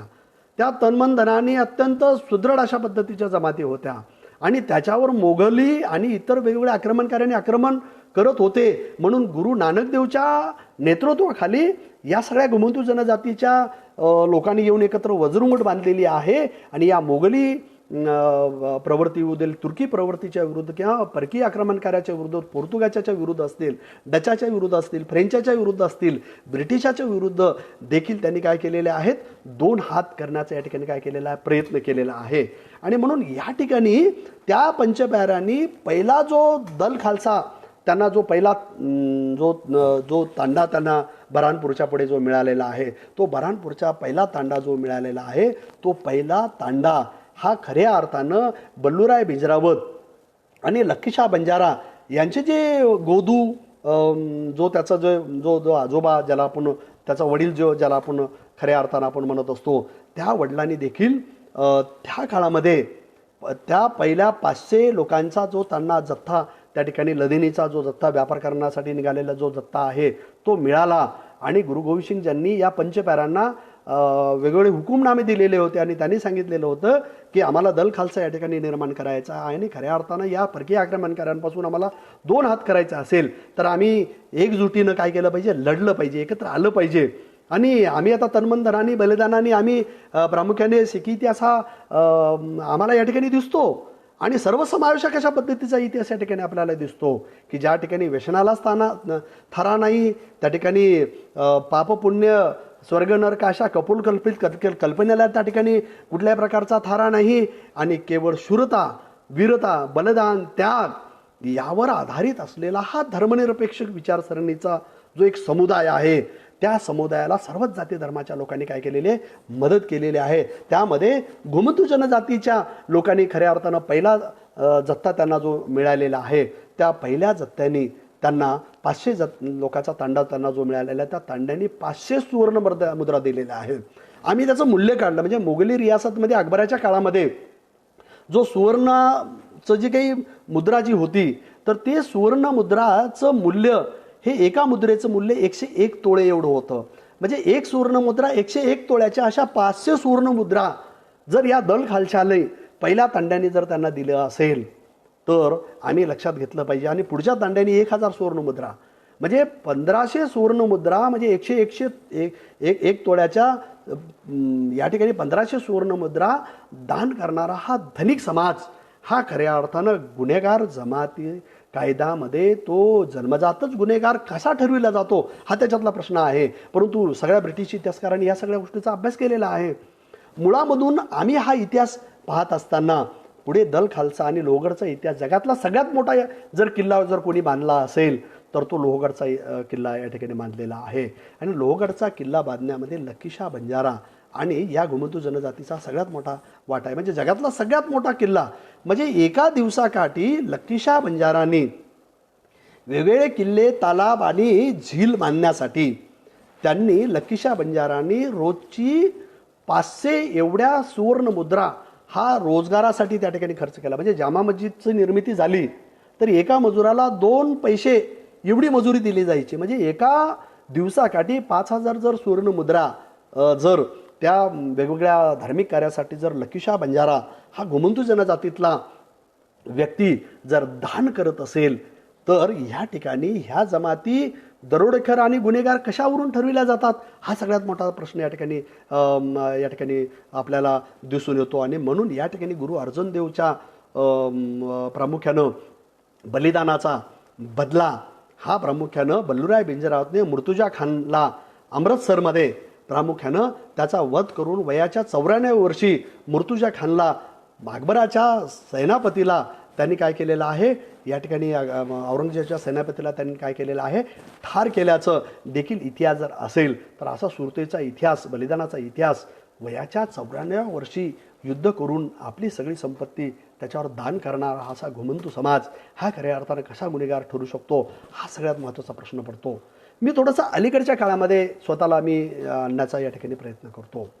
खरं तर मित्रहो, हा विमुक्त जाती भटक्या जमातीचा सुवर्णाचा इतिहास हा 10 व्हॉल्यूममध्ये तो अगदी 10 दिवस किंवा अगदी वर्षभर जर आम्ही त्याचं कथन केलं तरी ते पुरणार नाही, एवढं मोठं आहे. परंतु मी स्वतःला थोडंसं कन्क्लूड करण्याचा या ठिकाणी प्रयत्न करतो. खऱ्या अर्थाने जर आम्ही या ठिकाणी आम्ही जर पाहिलं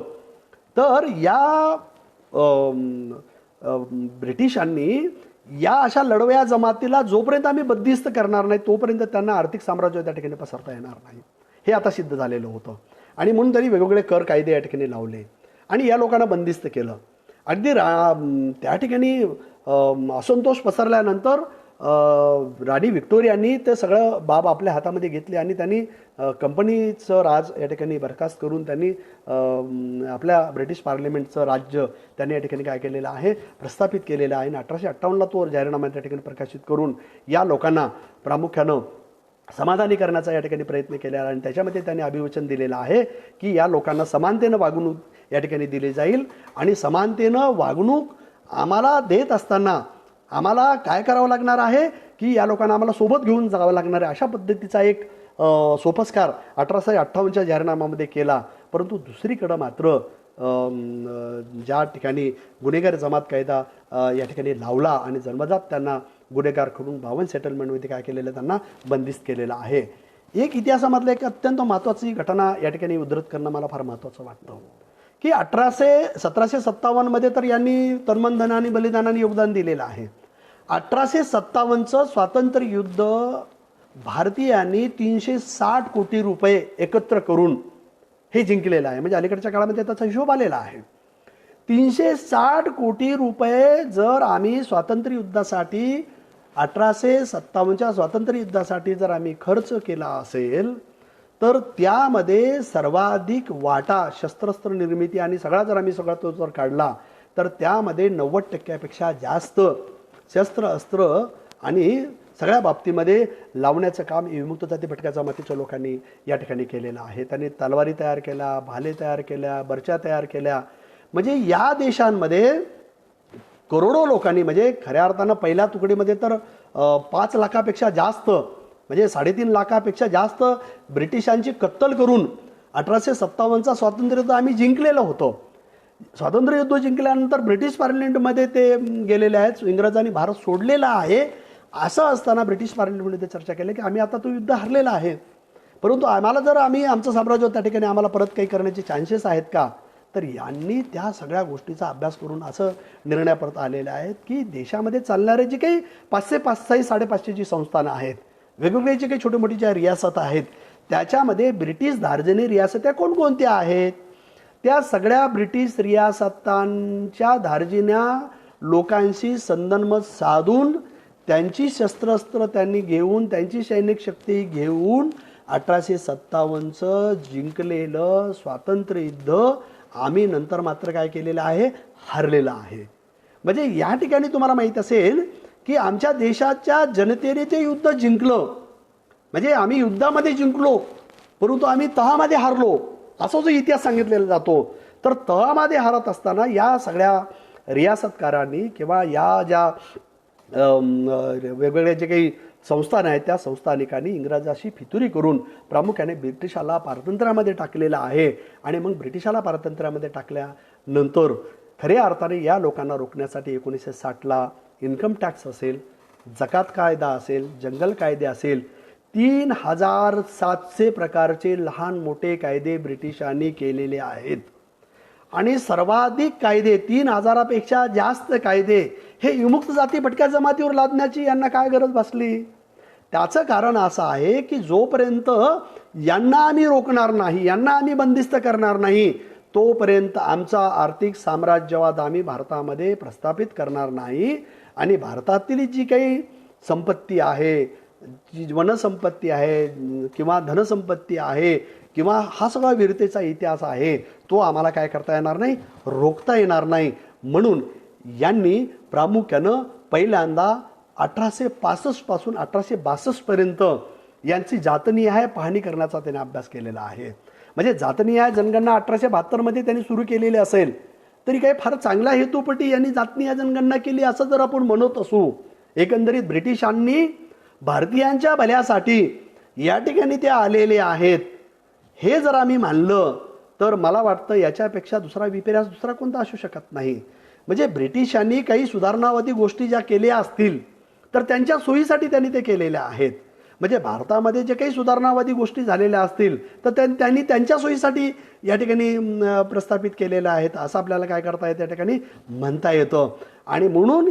या ब्रिटिशांनी 1871चा जो गुन्हेगारी जमात जो कायदा लादला आणि त्यानंतर 1872 पासून यांची जातनीय जनगणना जी केली, एवढंच नाही तर 1897 मध्ये गियर्सननी यांचा भाषेचा लिंग्विस्टिक स्टडी त्यांनी जी केली किंवा लिंग्विस्टिक सर्वे ऑफ इंडिया त्यांनी जो केला तो काही आमच्या सुधारण्यासाठी त्यांनी फार प्रेमापोटी केला असं जर आपण मानत असू तर मला वाटतं इतिहासाच्या या वस्तुस्थितीलाचा विपर्यास आम्ही खऱ्या अर्थानं आम्ही करतो. म्हणजे आम्ही आर्थिक साम्राज्यवादी का ढकलले गेलो, आमचा शोषणाचा इतिहास आमचा का आहे, आमचा पारतंत्र्याचा इतिहास आमचा का आहे असं जर आम्ही मानलं तर जातनीय जनगणना असेल, धर्मनीय जनगणना असेल, आमच्या भाषेचा अभ्यास असेल, आमच्या सर्वांगीण संस्कृतीचा त्यांनी अभ्यास जर केला असेल, हे जरी आम्ही सकारात्मक पद्धतीनं जर आम्ही पाहिलं तर नकारात्मक पद्धतीनं त्याला आम्ही पाहण्याचा जर आम्ही प्रयत्न केला, डोळस पद्धतीने आम्ही संशोधनात्मक पातळीवर जर जाण्याचा जर आम्ही प्रयत्न केला तर खऱ्या अर्थानं या इतिहासामध्ये ब्रिटिशांनी विमुक्त जाती भटक्या जमातीला रोखण्यासाठीच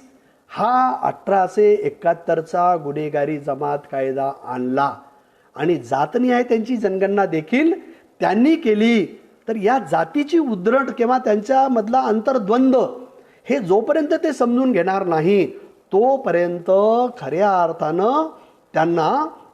आम्हाला काय करता येणार नाही, आम्हाला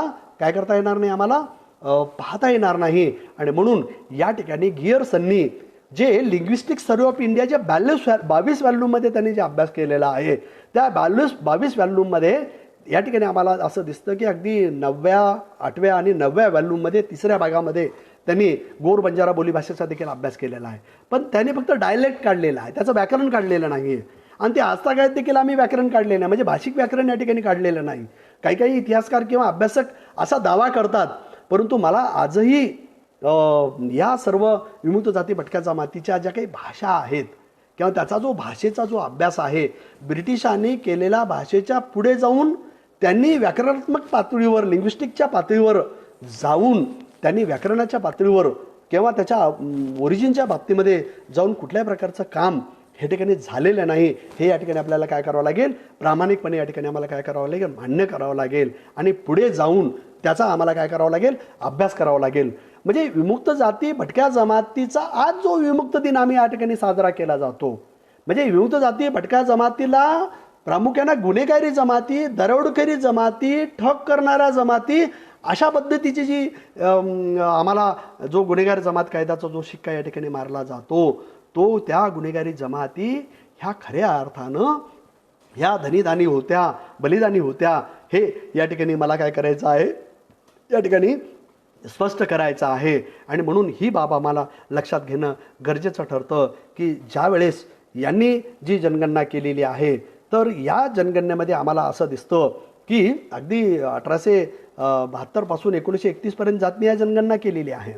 म्हणजे 1931च्या जातनीय जनगणनेचा जर आम्ही अभ्यास केला तर 4147 एवढ्या जाती त्यांनी काय केलेल्या आहेत, संशोधनाच्या पातळीवर त्यांनी काय केलेलं, अभ्यासामध्ये केलेल्या आहेत. मग एवढ्या जातीच्या उतरंडीचा अभ्यास केला आणि त्यांनी आपसामध्ये तोडा आणि फोडा आणि राज्य करा आहे की नाही, डिवाइड अँड रूल, हे राज्य जे आहे ते खऱ्या अर्थानं त्या करण्यासाठी यांना ह्या सगळ्या गोष्टीचा काय मिळालेला आहे, आधार मिळालेला आहे. अगदी मोगली इतिहासकारांनी देखील किंवा मोगली रियासतकारांनी देखील या बाबतीमध्ये अशाच पद्धतीचा प्रयत्न केलेला आहे. म्हणजे ज्या शहीद मनीसिंगनी प्रामुख्याने अमृतसरच्या त्या गुरुग्रंथ म्हणजे त्या याचा तो मुख्य ग्रंथी होता, त्यांनी म्हणजे गुरुग्रंथ साहेबाच्या सगळ्या बीट्स त्यांनी जर बनवलेला असेल तर झकरिया खाननी प्रामुख्यानं त्याला बंदिस्त करून त्याला बंद कटवून त्याला या ठिकाणी मारलेलं. आणि ही व्यक्ती प्रामुख्यानं मोगलाच्या विरुद्ध लढणारे, ब्रिटिशाच्या विरुद्ध लढणाऱ्या या व्यक्तीला बंद कटवून मारण्याचं जे की षडयंत्र यांनी केलेलं आहे. म्हणजे या ठिकाणी आम्ही लक्षात हे घेणं ठरतं की 1858 1757च्या स्वातंत्र्य युद्धामध्ये भाग घेणाऱ्या ह्या जमाती जर सगळ्या अभ्यास आम्हाला जर खऱ्या अर्थानं करायचा असेल, त्याचा अब ओरिजिन जर आम्हाला काढायचं असेल, तर अब ओरिजिन काढत असताना आम्हाला त्याचा मुळातून अभ्यास करण्याची काय आहे, गरज आहे. खरं तर या अभ्यासक्रमामध्ये विमुक्त जाती भटक्या जमातीच्या या स्वर्णिम इतिहासामध्ये एक ओळ देखील आम्हाला या ठिकाणी दिसून येत नाही. कुठल्या तरी एका राज्यांमध्ये छोट्याशा 12वीच्या CBSEच्या अभ्यासक्रमामध्ये हा इतिहास 11वीच्या इतिहासामध्ये काहीतरी थोडक्या पद्धतीनं ते उद्धृत करण्याचा या ठिकाणी प्रयत्न केलेला आहे. परंतु अशा शेकडो हजारो लढेनी करून भटक्यांनी जगाचं पोशिंदा राहिलेल्या ह्या जमाती देखील या ठिकाणी आपल्याला काय करता येतं, आपल्याला या ठिकाणी सांगता येतं. आणि म्हणून या ठिकाणी आम्हाला या ठिकाणी असं दिसतं की या विमुक्त जाती भटक्या जमातीसाठीचा पहिला प्रयत्न जर कोणी या ठिकाणी केला जर असेल तर तो पहिला प्रयत्न महाराष्ट्राच्या पातळीवर अगदी अत्रोळीकर समिती नेमून या ठिकाणी तो प्रयत्न काय केलेला आहे. आणि म्हणून या ठिकाणी त्याच्यानंतर तुम्हाला माहिती असेल की 1949-50ला ही समिती नेमण्यात आलेली होती आणि त्यांनी सांगितलं की जन्मजात गुन्हेगार हे कशा असू शकतात. त्याच्यानंतर तुम्हाला माहीत असेल की अत्रोळीकर समितीच्या नंतर अंगता रमणा समिती आली, अयंगर समिती आली आणि AM अयंगर यांनी या ठिकाणी प्रामुख्याने या जमातीच्या संदर्भामध्ये मोठा अभ्यास केलेला आहे. आणि त्यांनी फार महत्त्वपूर्ण शिफारशी आणि 15-16 शिफारशी त्यांनी काय केलेल्या आहे. अत्रोळकर समिती मुख्यतः 9 महत्त्वपूर्ण शिफारशी केलेल्या आहेत. आणि त्या शिफारशीमध्ये यांनी ह्या सगळ्या गोष्टी तून त्यांना बाहेर काढण्यासाठीचं त्यांना SC/ST समकक्ष संवैधानिक दर्जा देण्याच्या संदर्भामध्ये देखील त्यांनी त्यांच्या शिफारशी या ठिकाणी केल्याचा इतिहास या ठिकाणी आपल्याला दिसतो. आणि मग या ठिकाणी अत्रोळीकर समिती असेल किंवा अयंगर समिती असेल, नंतर काका कालेलकर समिती असेल, या काका कालेलकर समितीने देखील या संदर्भामध्ये काही गोष्टी उद्धृत करण्याचा या ठिकाणी प्रयत्न केलेला आहे. परंतु काका कालेलकर आयोगाने स्वतःच्या समितीविषयी त्यांनी असहमती दर्शविली आणि तो आयोग गुंडाळला गेला दुर्दैवाने. आणि या ठिकाणी आम्हाला जे कायमस्वरूपी आयोग या ठिकाणी आम्हाला करायला पाहिजे तो कायमस्वरूपी आयोग कालपरावपर्यंत करण्यात आलेला होता. पण अलीकडच्या सरकारच्या काळामध्ये OBCसाठी एक स्वतंत्र कायमस्वरूपी आयोगाची आज गठन या ठिकाणी करण्यात आलेलं आहे. आणि म्हणून या ठिकाणी खऱ्या अर्थानं या बाबतीत देखील आम्हाला काय करावं लागेल, या ठिकाणी आम्हाला खऱ्या अर्थाने या गोष्टीचा आम्हाला काय करावं लागेल, विचार आम्हाला काय करावा लागेल. आणि या विमुक्त जाती भटक्या जमातीला महाराष्ट्राच्या पातळीवर फार चांगलं काम झालेलं आहे. महाराष्ट्राच्या पातळीवर काय काम चांगलं झालेलं आहे, कारण महाराष्ट्र हा पुरोगामी संताचं आणि समाजसुधारकाचा राज्य आहे. आणि या समाजसुधारकाच्या राज्यांमध्ये तुम्हाला माहीत असेल की आम्ही जर त्याचा सगळा इतिहास आम्ही जर काढण्याचा आम्ही जर प्रयत्न केला किंवा सगळा इतिहासाचा आम्ही आढावा घेण्याचा जर आम्ही या ठिकाणी प्रयत्न केला तर या ठिकाणी आम्हाला दिसतं की विठ्ठलरामजी शिंदेनी त्यांच्या शाळेमध्ये या विमुक्त जाती भटक्या जमातीच्या लोकांना त्यांनी प्रवेश दिलेला आहे. महात्मा ज्योतिबा फुलेंनी तर त्याच्यामध्ये दिलेलंच आहे. त्याच्यानंतर राजर्षी शाहू महाराजांनी देखील विठ्ठलरामजी शिंदे नंतर प्रामुख्यानं या विमुक्त जमातीसाठी 19 जे वसतिगृह त्यांनी प्रस्थापित केलेले होते त्यापैकी विमुक्त जाती भटक्या जमातीसाठी म्हणजे ज्याच्यामध्ये घिसाडी असतील, पारधी असतील, बंजारा असतील, कैकाडी असतील, वढार असतील, या सगळ्या भटक्या जमातींना काय केलेलं आहे, शिक्षणाच्या मुख्य प्रवाहामध्ये आणण्याचा त्यांनी काय केलेलं आहे या ठिकाणी प्रयत्न केल्याचं चित्र या ठिकाणी आपल्याला काय दिसतं. अगदी पंजाबराव देशमुख सारखी व्यक्ती असतील, विरा शिंदे या ठिकाणी असतील, ह्या लोकांनी देखील त्या कोल्हापूरच्या त्या शैक्षणिक संस्थेमध्ये त्यांनी काय केलेलं आहे, शिक्षण घेऊन तो वारसा त्यांनी पुढे चालवलेला आहे. आणि मग डॉक्टर बाबासाहेब आंबेडकर, पंजाबराव देशमुख, विरा शिंदे, या ठिकाणी तुम्हाला माहीत असेल की वसंतराव नाईकजी, रामसिंगजी भानावत, या सगळ्या चंद्रराम गुरुजी, बरं का, रामरावजी राठोड, म्हणजे अगदी अलीकडच्या काळामध्ये जर आम्ही जर हे केलं तर यशवंतराव आणि वसंतराव नाईकांनी महाराष्ट्रामध्ये संयुक्त महाराष्ट्राच्या स्थापनेनंतर किंवा 1 मे 1960 नंतर खऱ्या अर्थानं थाटे समिती, ढेवर समिती, BD देशमुख समिती नेमून विमुक्त जाती भटक्या जमातींना प्रामुख्यानं या महाराष्ट्रामध्ये SC/STच्या समकक्ष अशा पद्धतीची बायफर्गेशन करून O आणि B अशी सूची करून सर्वप्रथम 4% आरक्षण देण्याचा या ठिकाणी काय केलेला आहे, प्रयत्न केलेला आहे. म्हणून महाराष्ट्र हा पुरोगामी आहे, पुरोगामी आहे, पुरोगामी आम्ही कशावरून म्हणतो? महाराष्ट्र हा यशवंतराव चव्हाण, वसंतराव नाईकाचा, वसंतदादा पाटलाचा आहे असं आम्ही का म्हणतो? त्याचं कारण असं आहे की या पुरोगामी महाराष्ट्रामध्ये अशी पुरोगामी व्यक्तित्व हे शाहू फुले आंबेडकर विचारधारेला अनुसरून ही पुढे आलेली आहेत. म्हणून या ठिकाणी आम्ही या पुरोगामी महाराष्ट्र आहे असं आपण काय करू शकतो, या ठिकाणी आपण म्हणू शकतो. आणि हे म्हणत असताना आम्हाला या ठिकाणी आपल्याला दिसतं की या बाबतीमध्ये आम्ही जर ब्रिटिशाच्या काळामध्ये जर एकंदरीत शैक्षणिक पातळीत त्यांनी सुधारणावादी चळवळ सुरू केल्या असं जर आपण म्हणत असू, तर त्या काळामध्ये काय काय प्रयत्न झालेला आहे? तर त्या काळामध्ये जर आम्ही सर्वप्रथम जर या ठिकाणी पाहिलं तर 1813 चार्टर ॲक्ट आलं आणि चार्टर ॲक्टमध्ये प्रामुख्याने विमुक्त जाती भटक्या जमातीसाठी काही सुधारणा करण्यात आलेल्या नाही. लॉर्ड मेकॉले यांनी 1835 त्यांनी खऱ्या अर्थानं मेकॉले मिनिट्स प्रसिद्ध केले. या मेकॉले मिनिट्समध्ये तर विमुक्त जाती भटक्या जमातीसाठी कुठल्याही प्रकारचं प्रोव्हिजन करण्यात आलेलं नाही. त्यांनी सांगितलेलं आहे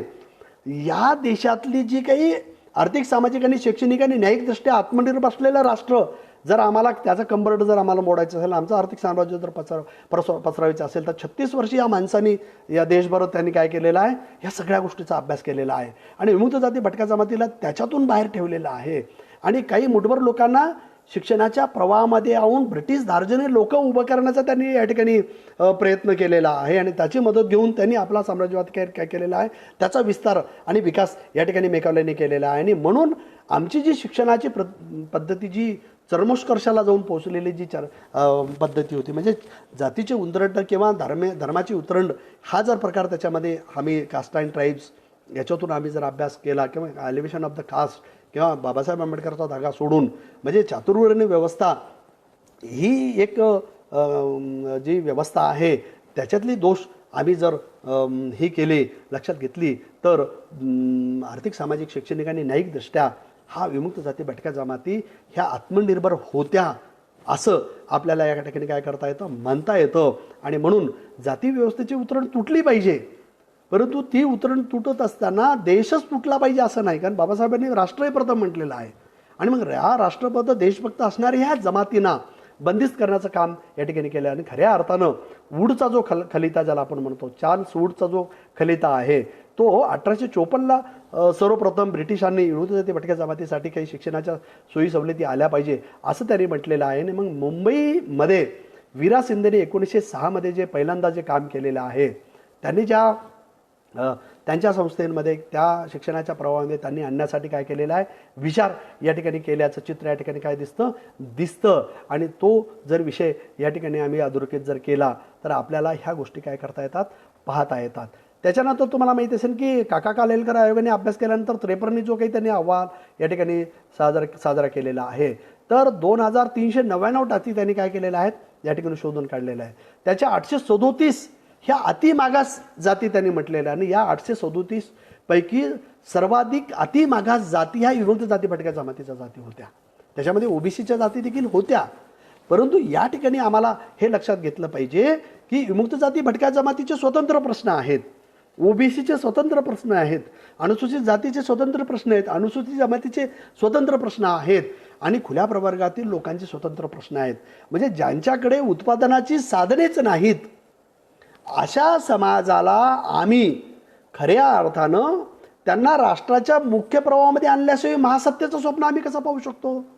म्हणजे या जमातीला जोपर्यंत आम्ही उत्पादनाची साधने त्यांना प्रतिनिधित्व आम्ही जर दिलं नाही, म्हणजे शिक्षणामध्ये प्रतिनिधित्व दिलं नाही, नोकरीमध्ये आम्ही त्यांना प्रतिनिधित्व देत नाही, राजकीय प्रतिनिधित्व त्यांना लोकसंख्येच्या प्रमाणामध्ये दिले नाही, उत्पादनाचे साधनं त्यांना आम्ही वितरित केलं नाही. विनोबा भावेंनी अगदी रामचंद्र रेड्डी पोचमपल्ली आंध्र प्रदेशपासून जी भूदानामध्ये 5.5 लाख एकर जमीन ती जमा केली, तर खऱ्या अर्थानं ते भूदान आणि ग्रामदानाचं ते फार मोठं आंदोलन होतं. आणि या ग्रामदान आणि मूलदानामध्ये देखील फुलसिंग नाईक असेल किंवा मांडवीचे बळीराम पाटील असतील किंवा अगदी वसंतराव नाईकांनी आपल्या जमिनीचा 4था हिस्सा हे प्रामुख्यानं त्यांनी त्याच्यामध्ये दानामध्ये दिलेलं आहे. आणि म्हणून या ठिकाणी 1952 आणि अलीकडच्या काळापर्यंत देखील विमुक्त जाती भटक्या जमातीने आपल्या राष्ट्राच्या साठी काय केलेलं आहे, मोठ्या प्रमाणामध्ये दान आणि भूदान आणि हे केलेलं आहे, ग्रामदान केल्याचं या ठिकाणी काय केलेला इतिहास आपल्याला या ठिकाणी दिसतो. आम्ही जर थोडंसं पुढे जाण्याचा जर आम्ही प्रयत्न या ठिकाणी जर आम्ही केला तर आम्हाला असं दिसतं की मनोहर प्रसाद आयोग आंध्र प्रदेशामध्ये नेमण्यात आलेला होता आणि 1968 त्यांनी 72 जमातीचा या ठिकाणी अभ्यास केलेला आणि त्या 72 जमातीमध्ये बहुतांशी विमुक्त जाती भटक्या जमातीच्या जमामध्ये हे काय आहेत मागास असल्याचं या ठिकाणी काय केलेलं आहे आपल्याला दिसतं. तुम्हाला माहिती असेल की कासू ब्रह्मानंद रेड्डी यांनी आंध्र, कर्नाटक आणि तेलंगणामध्ये त्या विमुक्त जाती भटक्या जमातीच्या लोकांना अनुसूचित जाती आणि अनुसूचित जमातीमध्ये समाविष्ट या ठिकाणी केलेला आहे. आणि कासू ब्रह्मानंद रेड्डी यांना प्रामुख्यानं अमरसिंग तिलावत असेल किंवा रवींद्र नाईक असतील किंवा त्या देशपातळीवर काम करणारे वसंतराव नाईक जी असतील किंवा रामसिंगजी भानावत असेल, चंद्राम गुरुजी असतील किंवा अशा लोकांनी डॉक्टर बाबासाहेब आंबेडकरांची वारंवार भेट घेतलेली आहे. आणि त्या मार्गदर्शनानुसार तुम्हाला माहिती असेल की 1950 आणि 52च्या दरम्यान रामसिंगजी भानावत आणि वसंतराव नाईकांनी 5 वेळेस डॉक्टर बाबासाहेब आंबेडकरांच्या भेटी घेऊन त्यांच्याशी हितगुज केलेली आहे. आणि मग असं असताना या ठिकाणी आम्हाला असं दिसतं की आंध्र, कर्नाटक, तेलंगणा अशा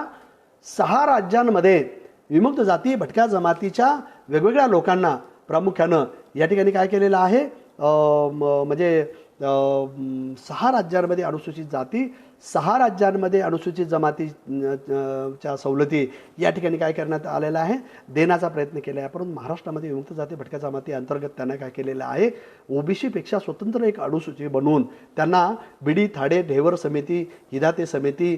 अशा समितीच्या माध्यमातून त्यांची रितसर पाहणी करून 200 जातीचा अभ्यास करून त्यांना जाती आणि पोटजातींना त्याने काय केलेलं आहे संरक्षण देण्याचा या ठिकाणी काय केलेला आहे प्रयत्न केलेला आहे. आणि तोच धागा धरून सुधाकरराव नाईक आणि शरदचंद्रजी पवार साहेबांनी अलीकडच्या काळामध्ये वंजारी समाज असेल किंवा धनगर समाज असेल त्यांना 3.5% आणि 2% आरक्षण असं मिळून या विमुक्त जाती भटक्या जमातीच्या अगोदरच्या 50 जातींना 5.5% आरक्षण आणि क मध्ये धनगर समाजातल्या जमातींना 3.5% आरक्षण आणि वंजारी समाजाला 2% आरक्षण असं 52 जमातींना प्रामुख्याने 11% एवढं आरक्षण या ठिकाणी महाराष्ट्रामध्ये दिलेलं आहे. कारण महाराष्ट्रामध्ये 12 कोटी लोकसंख्येपैकी 3,60,00,000 लोकसंख्या ही विमुक्त जाती भटक्या जमातीची या महाराष्ट्रामध्ये असल्याचं आता अलीकडच्या काळामध्ये काय झालेलं आहे सिद्ध झालेलं आहे. आणि म्हणून अशा विमुक्त जाती भटक्या जमातीच्या संदर्भामध्ये वेगवेगळ्या राज्यामध्ये जे काही प्रयत्न झालेले आहेत त्या प्रयत्नाची पराकाष्ठा आम्हाला जगासमोर म्हणजे पराकाष्ठा करून जगासमोर आम्ही मांडलं पाहिजे हा त्याच्यातला महत्त्वाचा भाग आपल्याला काय करता येतो या ठिकाणी म्हणता येतो. आणि म्हणून या ठिकाणी आम्हाला खऱ्या अर्थानं जर केंद्रामध्ये जे मंडल कमिशन आलेलं आहे ते मंडल कमिशनच्या संदर्भामध्ये विमुक्त जाती भटक्या जमातीला मंडल कमिशनमध्ये जाऊन महाराष्ट्रामध्ये काही जातींना नुकसानच झालेलं आहे असं देखील आता अलीकडच्या काळामध्ये सिद्ध झालेलं आहे. म्हणजे या ठिकाणी विमुक्त जाती भटक्या जमातीची संख्या ही केवळ 198 जर गुन्हेगार जमात कायद्यातील असेल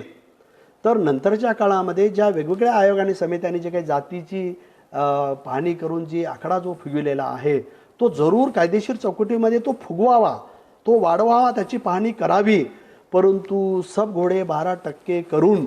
मूळ अबओरिजिनल ट्राईब्सना ज्यांना आपण खऱ्या अर्थानं बाबासाहेबांनी अबओरिजिनल असं ट्राईब्स म्हणलेलं आहे त्यांना समुदाय म्हटलेलं नाही त्यांना जमाती म्हटलेला जाती म्हटलेलं आहे. अशा जमातींना 198 जमातीचं रिहॅबिलिटेशन हे सुरुवातीला करून नंतर रेणके कमिशननी जे 801 आणि नंतर 829 जाती नंतर 859 जाती असं जे बाळकृष्ण रेणके आयोगाने जे या ठिकाणी उद्धृत केलेलं आहे नंतर इदाते आयोगाने 1500 पेक्षा जास्तीचं जे संशोधन केलेलं आहे. म्हणजे या ठिकाणी नंतर नरेंद्र जाधवच्या माध्यमातून रेणके आयोगाची टॅक्स समिती नेमली त्याची पाहणी केली. म्हणजे आयोग पे आयोग, तारीख पे तारीख, समिती पे समिती असं करून मुख्य विमुक्त जाती भटक्या जमातीमध्ये ज्या 198 जाती काल परवा मला सांगायला पुनश्च या ठिकाणी आनंद होतो की योगगुरू आणि प्राध्यापक फुलसिंगजी जाधव यांनी काल एक फार महत्त्वपूर्ण लेख लिहिलेला आणि तो अनेक जाती धर्मातल्या समाजातल्या ओबीसी प्रवर्गातल्या अनेक संघटनाला ते एक मार्गदर्शक दस्तावेज आहे. मी तर असे म्हणेल की सगळ्या राजकीय पुढाऱ्यांना, मंत्र्यांना आणि सर्वांना तो एक मार्गदर्शक अशा पद्धतीचा एक दस्तावेज आहे असं जरी मी म्हटलो तरी त्या अतिशयोक्तीचं या ठिकाणी ठरणार नाही. फुलसिंग नाईकजींनी या ठिकाणी जी भावना व्यक्त केलेली आहे त्यांनी माझ्याशी जी चर्चा केलेली आहे तर त्यांनी सांगितलं की अशोकजी मला सांगा तुम्ही की विमुक्त जाती भटक्या जमातीमध्ये मूळ क्रिमिनल ट्राईब्स ॲक्टमध्ये 81 वर्ष पीडिताचं जीवन, शोषणाचा इतिहास,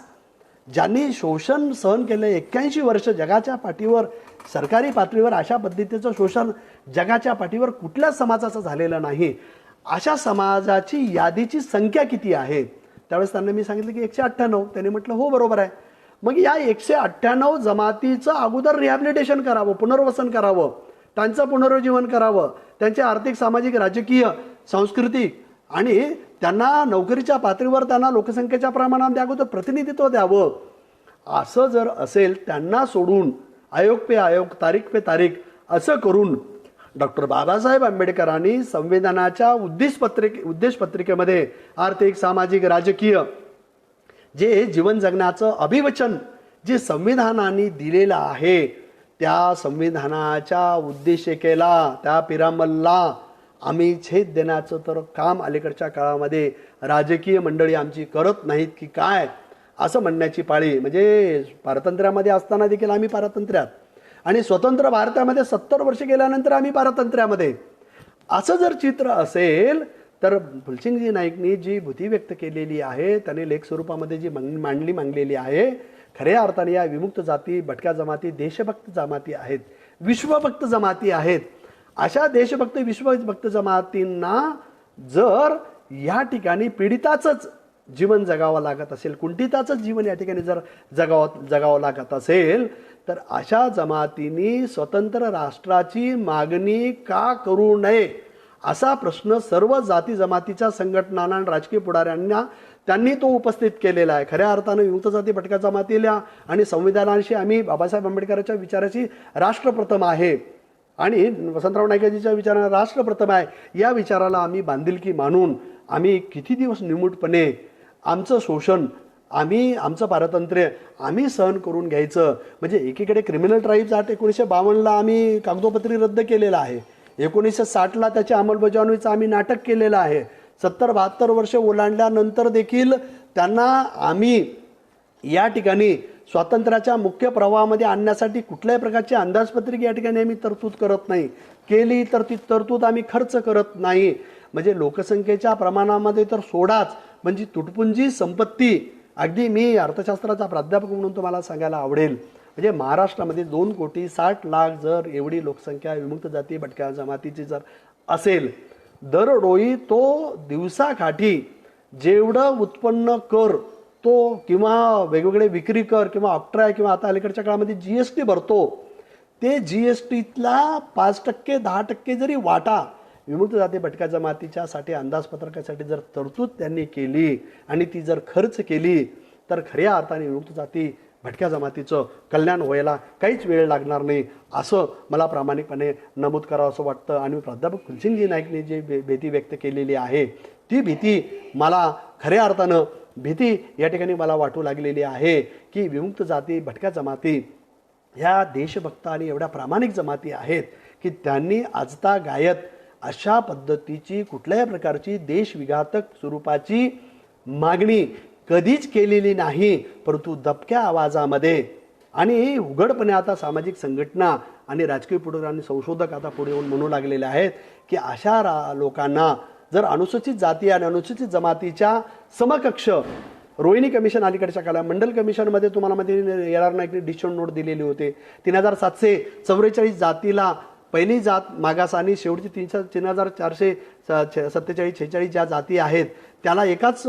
दावणीमध्ये बांधण्याचा प्रयत्न जर आम्ही करत असू, त्याचं बायफर्गेशन आम्ही केलं पाहिजे आणि त्याचं मागास आणि अतिमागास अशा पद्धतीचं वर्गीकरण करून ज्या जाती राष्ट्राच्या मुख्य प्रवाहामध्ये आलेला नाही, तो आर्थिकदृष्ट्या, सामाजिकदृष्ट्या, राजकीयदृष्ट्या त्यांना प्रतिनिधित्व जर मिळालं नसेल, म्हणजे सुप्रीम कोर्टाने आता अलीकडच्या काळामध्ये मान्य केलेलं आहे. म्हणजे राष्ट्रीय आयोगाचे अध्यक्ष भिकुताताई दाते यांच्या उपस्थितीमध्ये आम्ही मोठमोठे राष्ट्रीय पातळीवरचे मोठमोठे या ठिकाणी राष्ट्रीय चर्चासत्र घेतले, वेबिनार घेतले, कौशल्य विकासाचे कार्यक्रम घेतले, 2 गोलमेज परिषदा घेतल्या आणि नोमॅड स्टुअर्स स्टॅट्युटरी नावाचा, सेफगार्ड नावाचा आम्ही जो ग्रंथ लिहिलेला आहे किंवा जिप्सी इन इंडिया नावाचा या ठिकाणी आम्ही जो ग्रंथ या ठिकाणी लिहिलेला आहे किंवा जिप्सी बंजारा पूर्वी कोण होते हा ग्रंथ आम्ही या ठिकाणी लिहिलेला आहे. एवढंच नाही, education communities in Maharashtra, DNT communities in Maharashtra हा ग्रंथ या ठिकाणी आम्ही लिहिलेला आहे. भटका समाज लोकसंख्या आणि दारिद्र्य हे असे पद्धतीचे जर 20-22 आम्ही ग्रंथाची निर्मिती करून जर समाजाचे हे सगळे प्रश्न जर उद्धृत या ठिकाणी केलेले असतील तर ह्या समाजाने स्वतंत्रपणे जीवन जगावं, राष्ट्राच्या मुख्य प्रवाहामध्ये यावं. जो एकेकाळचा सुवर्ण काळ भारतामध्ये होता त्याचं कारण जर कोणतं असेल तर या अनुसूचित जाती जमाती आणि भटक्या जमातीतल्या लोकांना स्वतंत्रपणे जीवन जगता येत होतं आणि म्हणून त्यांनी तनमन धनानी बलिदानाने या देशाला सुवर्णकाळ प्राप्त करून दिलेला होता. तो सुवर्णकाळ अनंतपिंडकाचा काळ, तपस्वानी विल्लकाचा काळ, बल्लूराय बिंजरावतचा काळ, आदित्य पवारचा काळ, मुल्लकी बंजाराचा काळ आम्हाला जर ह्या ठिकाणी या देशाला प्राप्त करून द्यायचा असेल की ऑलिम्पिकमध्ये आम्हाला देशाला जगातल्या सगळ्या देशांना सगळ्या प्रकारचे गोल्ड मेडल आम्हाला जर प्राप्त करायचे असतील म्हणजे दोरीवर नाचणारा हा समाज, गारोडी करून अगदी रक्ताचे हे करून थरोळ्यामध्ये भीक मागणारा हा समाज, आज लाचार झालेला हा जो समाज आहे आणि अशा पद्धतीच्या 1 नाही 2 नाही 3 नाही तर 1500 जाती आणि उपजाती ह्या विमुक्त जाती भटक्या जमातींचा जो सुवर्ण काळ आहे या आर्थिक साम्राज्यवादांनी स्वतंत्र भारतामध्ये आणि परतंत्र भारतामध्ये देखील यांनी हिरावला असेल तर 31% 33% आमच्या जगाच्या पातळीवर असणारा व्यापार, GDP, सुवर्णकाळ हा जर आम्ही गमावला असेल तर अशा जाती जमातींना आम्ही राष्ट्राच्या मुख्य प्रवाहापासून बाजूला ठेवून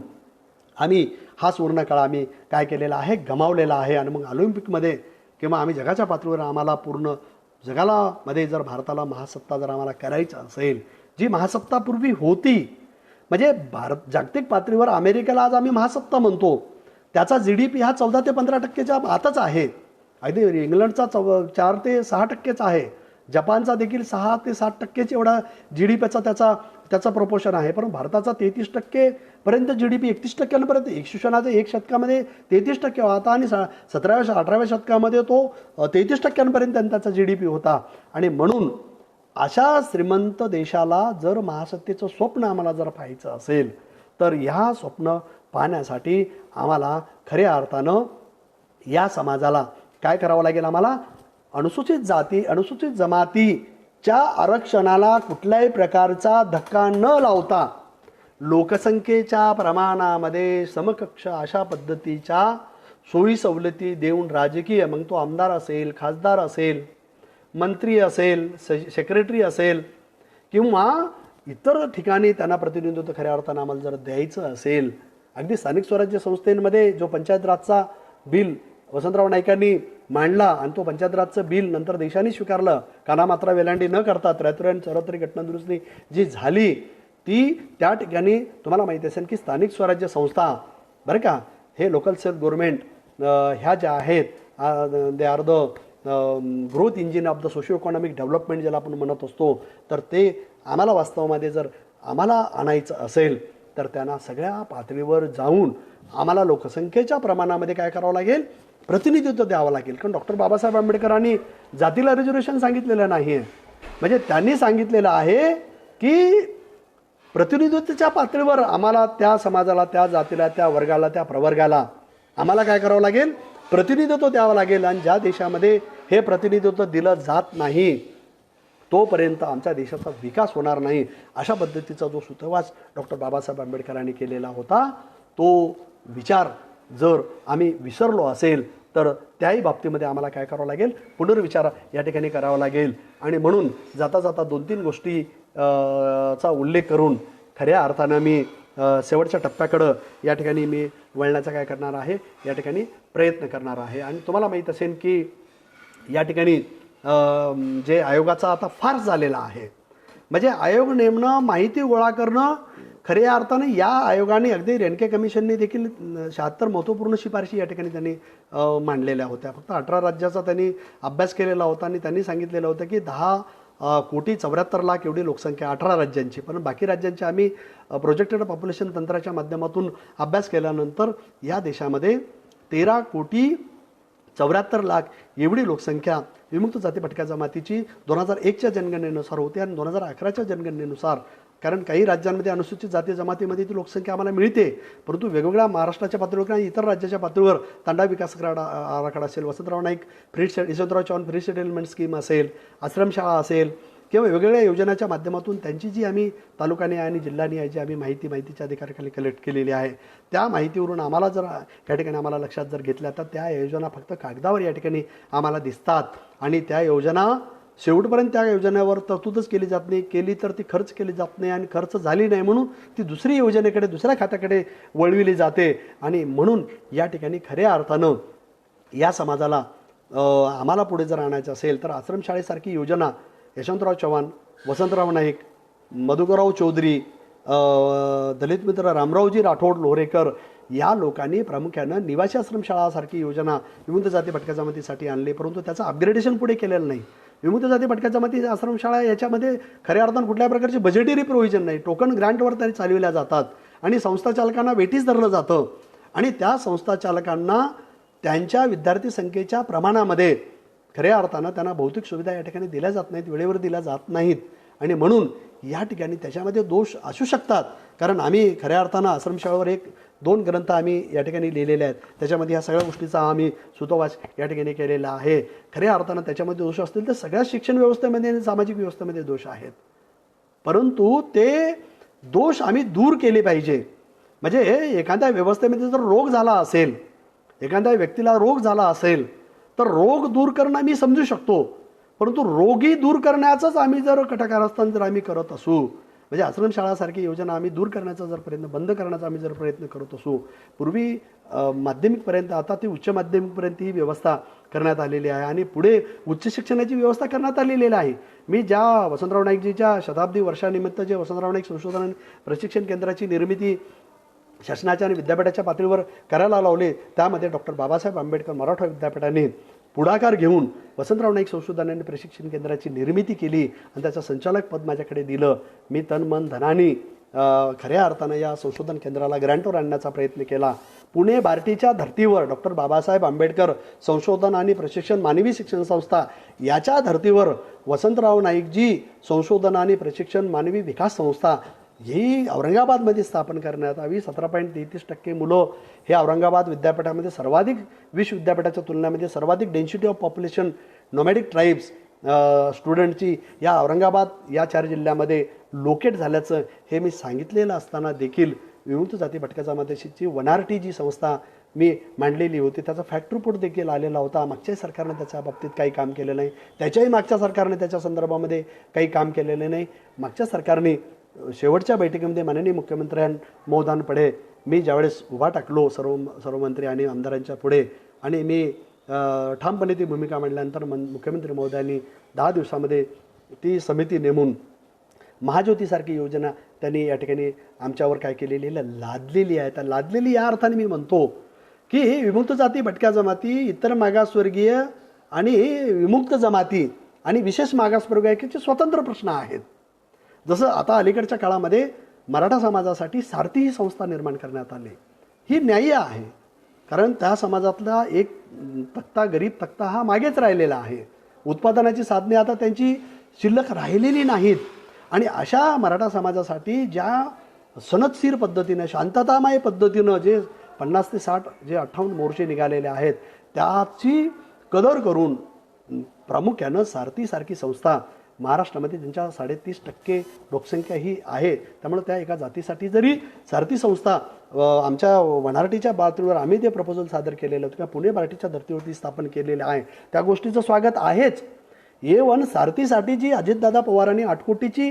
पूर्तता त्यांनी तात्काळ शिष्टमंडळ गेल्यानंतर त्यांनी केलेली आहे, त्याच पातळीवर जी महाज्योती खिचडी योजना केलेली आहे त्यासाठी तरतूद का करू नये? कारण या महाराष्ट्राचं पुरोगामी नेतृत्व ज्याला शरदचंद्रजी पवार, अजितदादाजी पवार, आम्ही ज्याला आपण म्हणतो यशवंतराव चव्हाण, वसंतदादा पाटील यासारखी व्यक्तिमत्व या महाराष्ट्राला वारसा लाभलेली आहेत. आणि मग वसंतराव नाईकांच्या नेतृत्वाखाली शंकररावजी चव्हाण असतील, शिवाजीराव मोघे असतील, सुशीलकुमारजी शिंदे असतील, विलासरावजी देशमुख असतील, अगदी दत्ता मेघे असतील किंवा अगदी दर्डा असतील किंवा असे कितीतरी नेतृत्व वेगळ्या वेगळ्या समाजातून वसंतराव नाईकजींनी, यशवंतराव नाईकांनी ते उभं जर केलं असेल असं पुरोगामी नेतृत्वाचा वसा आणि वारसा असलेल्या महाराष्ट्रामध्ये विमुक्त जाती भटक्या जमातीसाठी एक वनारटी संस्था वसंतराव नाईकजीच्या नावानं का करू नये, अशा पद्धतीचा देखील प्रश्न अलीकडच्या काळामध्ये काय होतो येतो. आणि म्हणून विमुक्त जाती भटक्या जमातीसाठी वनारटी ही संस्था स्वतंत्र स्थापन करावी, SBCसाठी स्वतंत्र संस्था स्थापन करावी आणि महाज्योती ही संस्था ही OBCसाठी ती कायम ठेवावी. आणि ज्या ठिकाणी डेन्सिटी ऑफ पॉप्युलेशन मध्यवर्ती ठिकाणी औरंगाबाद या ठिकाणी आहे, म्हणून महाज्योती असेल, वनारटी असेल, SBCसाठीची उच्च शिक्षणाची जी योजना आहे ती औरंगाबादसारख्या मध्यवर्ती ठिकाणी आम्ही अभ्यासांती हे सगळं सिद्ध केलेलं, सगळ्या विद्यापीठाचा डेटा आम्ही विद्यार्थ्यांचा या ठिकाणी गोळा केलेला आहे. पण ज्या ठिकाणी डेन्सिटी ऑफ पॉप्युलेशन हायर एज्युकेशनमध्ये जास्त असेल त्या जमातीतील लोक IAS असतील, IPS असतील, अशा जमातीतील लोकांना राष्ट्राच्या मुख्य प्रवाहामध्ये उच्च शिक्षणामध्ये त्यांना आणता आलं पाहिजे. मला माननीय वेगवेगळ्या मुख्यमंत्र्यांनी आणि मंत्री महोदयांनी सांगितलं की अशोकजी, जर मुक्त जाती भटक्या जमातीची 17.33% विद्यार्थी संख्या जर असेल तर शिक्षणामध्ये फार मोठं अपग्रेडेशन आमच्या याच्यामध्ये झालेलं आहे. मी त्यांना नम्रपणे सांगितलं की आदरणीय मुख्यमंत्री महोदय आणि मंत्री महोदय साहेब, सेक्रेटरी साहेब, की औरंगाबाद या ठिकाणी वसंतराव नाईक संशोधन प्रशिक्षण केंद्र सुरू केल्यामुळं ही लोकसंख्या वाढलेली आहे. एक दुसरी गोष्ट, या बीड, उस्मानाबाद, औरंगाबाद आणि जालना या जिल्ह्यामध्ये डेन्सिटी ऑफ पॉप्युलेशन ही मुक्त जाती भटक्या जमातीची ही संख्या जास्त आहेच, परंतु हायस्कूल आणि ज्युनियर कॉलेजमध्ये निवासी आश्रमशाळेची व्यवस्था असल्यामुळं 10वी-12वीपर्यंत हा शिकणारा विद्यार्थी हा जेमतेम फर्स्ट इयरला येऊन उच्च शिक्षणामध्ये प्रवेश घेतो, परंतु त्यांचं गळतीचं प्रमाण जर आम्ही पाहिलं तर 95 ते 97% एवढं गळतीचं प्रमाण हे कोणत्याच समाजामध्ये या ठिकाणी दिसून येत नाही. ना त्याला राहायला खोली आहे, ना वसतिगृह आहे, ना कुठल्या प्रकारची शिष्यवृत्ती आहे. असा समाज 95 ते 97% गळतीचं प्रमाण डॉक्टर बाबासाहेब आंबेडकर मराठवाडा विद्यापीठाच्या 4 जिल्ह्याच्या अंतर्गत जर असेल तर विमुक्त जाती भटक्या जमातीसाठी स्वतंत्र वनारटी संस्था का करण्यात येऊ नये, असं पोटतिडकीने मी हे या ठिकाणी मांडलेलं आहे. म्हणजे ज्या वसंतराव नाईकजीचा जन्मदिन हा 32 वर्षापूर्वी हा कृषी दिन म्हणून शरदचंद्रजी पवार साहेबांनी जर हे मान्य केलं असेल, प्रबोधनकार ठाकरेचा वारसा असलेला, बाळासाहेब ठाकरेंचा वारसा असलेला नेतृत्व जर उद्धवजी ठाकरे या महाराष्ट्राचं नेतृत्व या महाराष्ट्रामध्ये जरी असेल तर खऱ्या अर्थानं संशोधनाच्या पातळीवर जाऊन या राष्ट्राला, या महाराष्ट्राला राष्ट्राचं नेतृत्व करण्याचं जे धाडस वारंवार दाखवलेलं आहे ते पुनश्च जर आम्हाला राष्ट्राच्या आणि जगाच्या प्रवाहामध्ये जर मुख्य प्रवाहामध्ये आम्हाला जर आणायचं असेल तर खऱ्या अर्थानं आम्हाला या बाबतीमध्ये काय करावं लागेल, पुनश्च आमचं पुरोगामित्व आम्हाला काय करावं लागेल, सिद्ध करावं लागेल. आणि म्हणून हे सिद्ध करत असताना ह्या सगळ्या गोष्टीचं आम्हाला काय करावं लागेल, वारंवार या ठिकाणी काय करावं लागेल, विचार करावा लागेल. आणि जोपर्यंत आम्ही याचा विचार करत नाही तोपर्यंत आम्हाला काय करता येणार नाही, पुढे जाता येणार नाही. 1986चं शैक्षणिक धोरण राष्ट्रीय आलं, त्याच्यामध्ये विमुक्त जाती भटक्या जमातीच्या संदर्भामध्ये काही गोष्टी करण्यात आलेल्या नाही.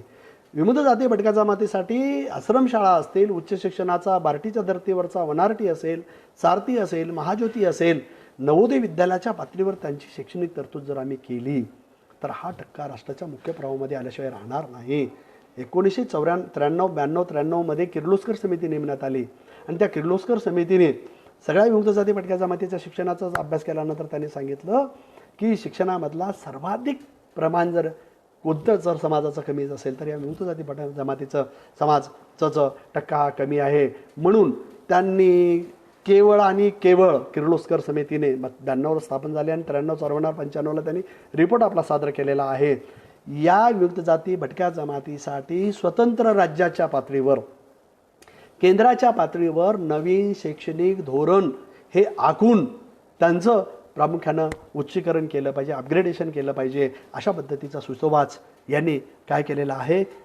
आहे. आणि म्हणून अशा विमुक्त जाती भटक्या जमातीला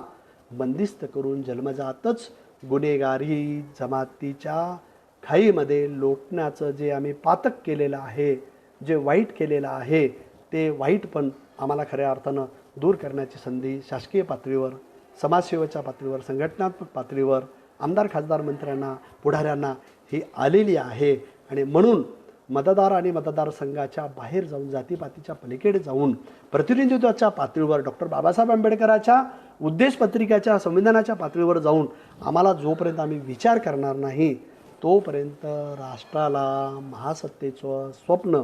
किंवा सुवर्ण काळाच्या बाबतीमध्ये आम्हाला पुनर्विचार या ठिकाणी करता येणार नाही. आणि म्हणून नीती आयोगामध्ये वेलफेअर डेव्हलपमेंट बोर्डची स्थापना अलीकडच्या काळामध्ये जरी केलेली असेल, निदाते आयोगाचे अध्यक्ष जे होते त्यांना त्याचं वेलफेअर डेव्हलपमेंट बोर्डचा त्यांना जरी अध्यक्ष जरी केलेलं असलं तर पुरुषी त्यांना 10,000 कोटीची तरतूदची मागणी त्यांनी केलेली आहे. कुठल्याही प्रकारची तरतूद, कुठल्याही प्रकारची शासकीय यंत्रणेची व्यवस्था त्या आयोगाला, त्या वेलफेअर डेव्हलपमेंट बोर्डला जर केली नसेल आणि इदाते आयोगाचे अध्यक्ष स्वतः गोलबीज परिषदेमध्ये हे म्हणाले असेल की या जगामध्ये पाप पुण्य किंवा स्वर्ग नरक हे कपोल कल्पित कल्पना हा मला जरी मान्य जरी नसल्या तरी या जगामध्ये नरक नावाची जी संकल्पना आहे हे मला माहीत नाही. परंतु विमुक्त जाती भटक्या जमातीचा देशभर मी जो दौरा केला त्या दौऱ्यातून आंध्र प्रदेश, कर्नाटक, महाराष्ट्र या वेगवेगळ्या राज्यांच्या वेगवेगळ्या जिल्ह्यांमध्ये जाऊन त्यांच्या वाडी तांड्या वस्त्यांमध्ये जाऊन मी त्यांचं जीवन जगणं